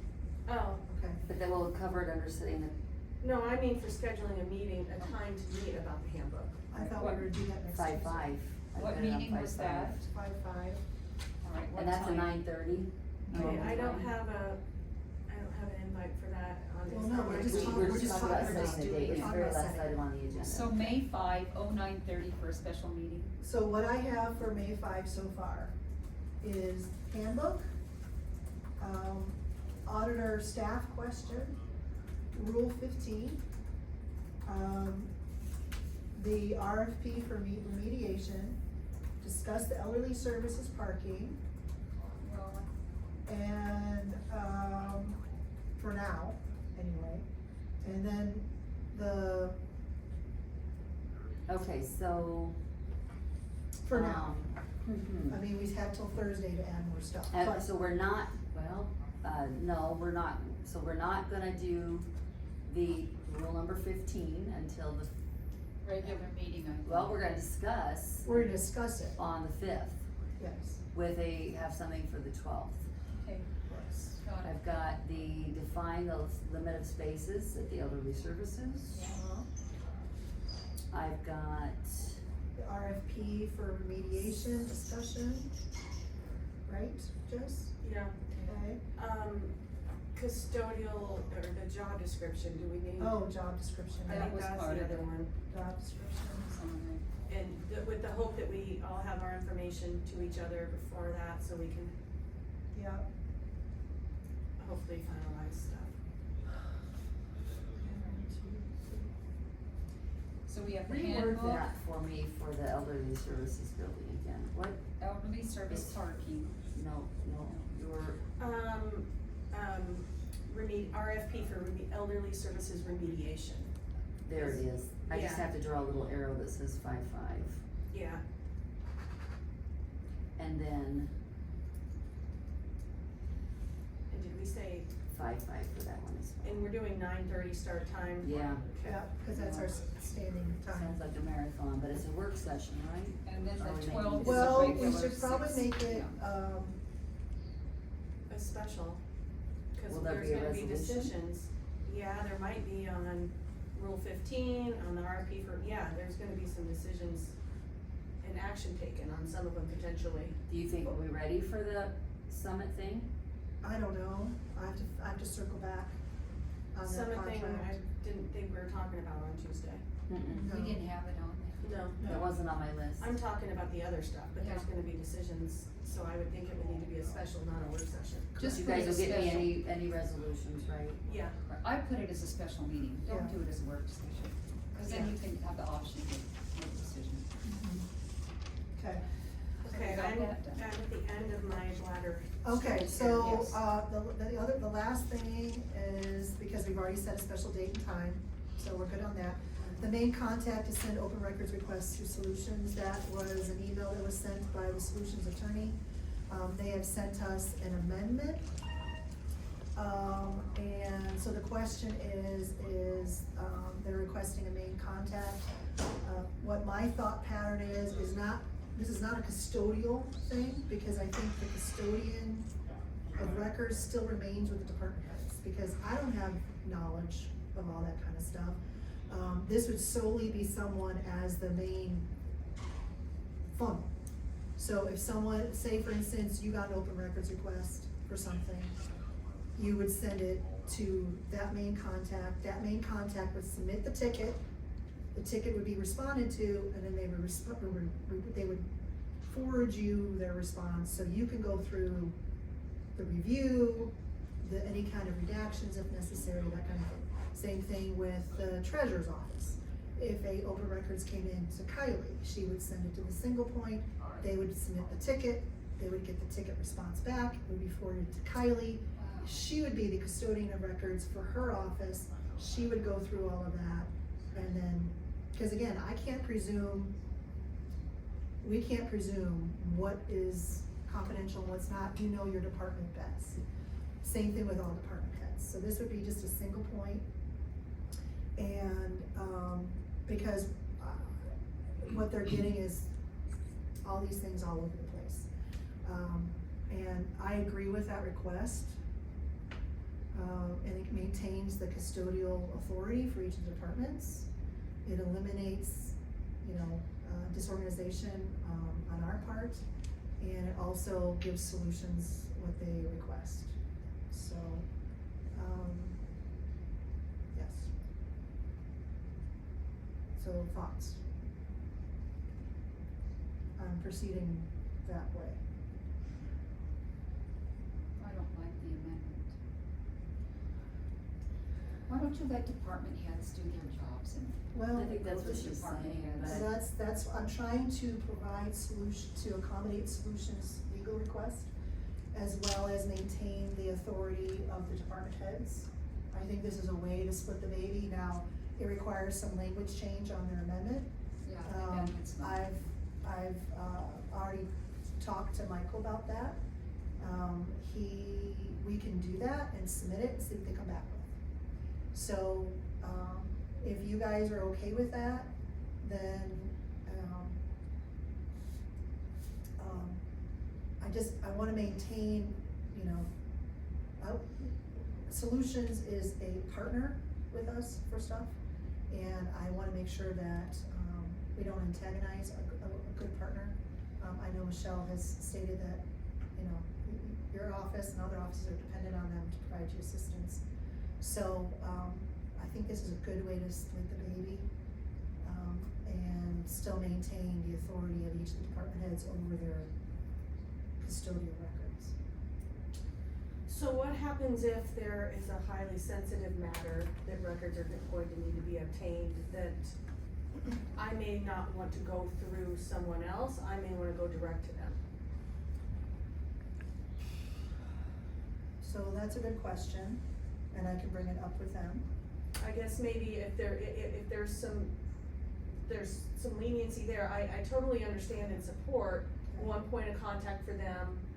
These emails that were sent to them were disgustingly unprofessional last week, and I felt horrible for them, and I apologize to them for their treatment, by our county attorney. So, I would, absolutely, I wanna recognize them and help them to help us and to support us professionally. I think they do a great job, so. I don't want to give the perception that we're sabotaging this relationship. So, so I will go back to them and how to handle that. And I'm also not comfortable with a name on the agreement. I'm gonna ask them if it be a title on the agreement for that. So however we choose, so that way if there's a change in the guard, cause it's, either they leave employment or somebody new's elected or whatever, however we decide to do that, it's the title that has the authority, it's not the person that has the authority. Well, and what they could do potentially regarding my concern is if they designate a point of contact, if, like I primarily work with Tom anyway. So if they've designated, if you have a sensitive matter that you don't wanna normally send through the normal channels, they can give us guidance of how we handle that. Okay, cause the language that was being considered was basically something along that lines, to where it maintains the authority of everybody, but your point about the initial request, and you may not wanna go through. If it's so sensitive, you probably should go through legal, shouldn't you, before you go anywhere Well, this is, else? this is something, this is a policy procedure thing that they're requesting, so, I mean, I think that's a valid point, but Yeah. right now, I kinda wanna work through their request based on the behavior from last week. But the, So let me. their amendment's not great, I don't like the amendment, there's a lot of issues like So, that. so you want to, how to address, if You don't wanna there's- go through somebody else. Unusual, If a yeah, and it sensitive should be matter, yes. unusual and it should not be regular, I mean, it should be. It should be an unusual. Yeah. Okay, I'll put that back to, I'll ask And then Amanda about that. Okay. Amber? Amanda. Amanda. Yeah, Amanda fell. So I can ask about that, how we wanna address that. But on the other thing though, other than that unique situation, what do you think about the suggestion about splitting the baby? Having the main contact as the funnel, but then whoever the funnel is, they send the exact Who's response. the main contact? Well, we haven't decided, I wanna make sure we understand the procedure first. So, and then that person funnels directly the ticket response from Solutions to whoever the custodian of record is for that department. So if someone's asking for records from treasurer, they're asking for records from recorder, they're asking for records from the assessor, the ticket would go through the funnel person would forward it to the department head, and the department head would be responsible for handling, however they handle the records But the requests. records typically just come to us directly, I know the ones that I get, they just come to me directly.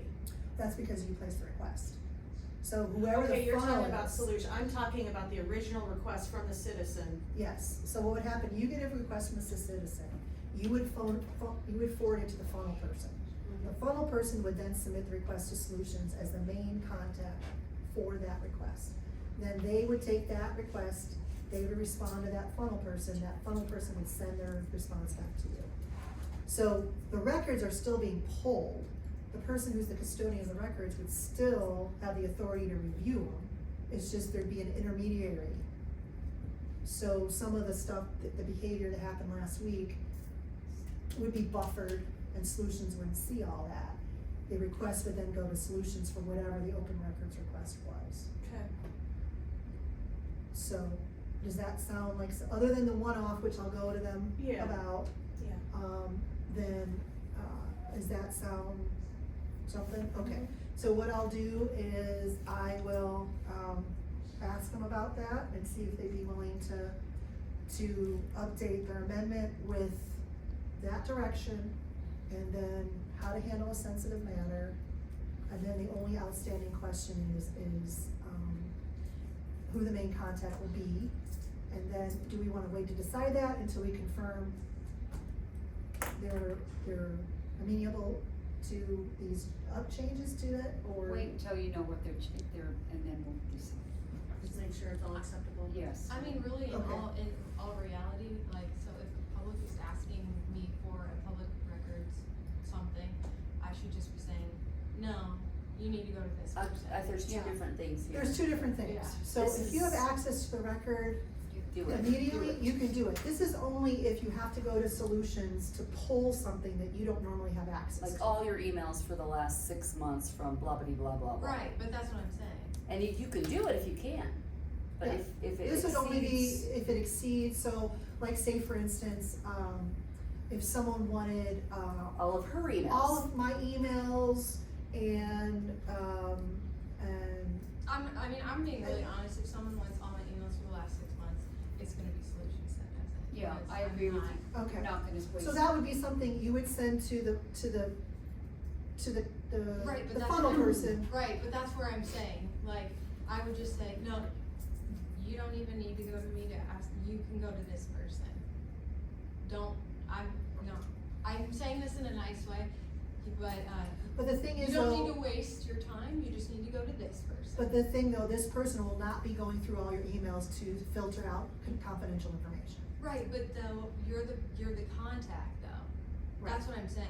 But if I'm the contact, I'm not gonna know, just hypothetically, if I'm the contact, I'm not gonna know if this is a treasurer request or a recorder request or whatever. and I wouldn't know who to send it back to go through all to review for confidential or that kind of stuff information. So, But I guess I don't know how you wouldn't know that. So I'm gonna call you and I want all your emails for the last 5 weeks. You're gonna say call Solutions. no, I mean, she doesn't, no. She would, her question is, correct me if I'm wrong. Okay. Is she would refer them to whoever that single point is, and that single point would process the request. Boy, there's a lot of steps. You have a lot of steps. I think Solutions' intention is so they're not getting hammered from multiple people I think within so the county. too. They want One one person. person that they know they need to engage with, Yes. and I think that's a fair request. I do too. So if you get a request, She funnels you it to just that forward the person. email to that Yes. person. You don't, and if you wanna copy whoever sent it, that you're funneling it to that, that's fine too. So, but that's the goal. Traditionally, isn't it through the auditor? Huh? No, I get open records requests all the time. Well, I do too, And but I I know mean you through the have, contact person. and I know other people have. So, but the idea is to create a funnel. And so I will go back to Solutions with the request from the board and see if they're willing to amend. And then if they are, then we can revisit who we want the main contact to be. You want that decision next Tuesday? Yes. Yeah. Because we're done. I'm hoping they that, can get everything she's done. been pretty quick on getting an amendment drafted, so I'm assuming she would be No, ready. you quick. guys. I'm talking about the lawyer. Right, with but I mean, are Solutions. you guys planning on putting it on the agenda for next Yes. Tuesday? Yes, Okay. because I know they want something done quickly. Okay, so, special meeting date and time, we've already set that. Ordinance review and update, I think you already gave us that, you're still working on it. We are, but Brian kind of filled you in too that the board or the commission is getting pretty full of Keith Marvin's crap. It is crap. It's 50 pages of crap. And they're looking at kind of creating their own little committee within themselves to go back and look at what we currently have, what was being worked on in 2020 when Jeff was still here, and then taking some of the stuff from what Marvin has done to implement that, but a lot of what he's provided is not. I mean, in this point, I think we owe $37.50 left on the contract. And by no means do we have that in Value. so. Okay, all right, well, would you like me to reach out to him on that? I think the commission is handling it the right way. At this point, they're gonna try to create basically their own version. Do a job for him? Pretty That's much. what I was gonna say, why I think that you're why gonna should have you pay to. for that? We shouldn't. Well, I know, that's why I wanted to reach out to him, because I wanna tell him that our zoning commission and our board is not happy. We've had a couple meetings, the last 2 work sessions that he says, well, right, he's gonna get with an attorney that he has on retainer, and he's gonna get with, look up the Iowa code and how it references to Iowa because he's in Nebraska, and the next time we meet, have you revisited this? No, not yet. And that's it's just, probably the concern that we had going into this. yeah, Unfortunately, he was the only bidder, so we were kind of. we need to get to where ordinances are being brought into place to where we can start utilizing them. Absolutely. And I don't think that's My gonna goal be- was to have everything passed by now. Yeah. Because developers choose the path of least resistance. Any of the easiest mark they're gonna go to. We've gotta get this done. Okay, That's where so, we're at. Okay. all right, thank you. Yep. Okay, anything else, otherwise I'll move to adjourn. Move to adjourn. Do I have a second? Second. Any discussion? All in favor, please vote aye. Aye. We are adjourned, thank you, everybody. I'll come back.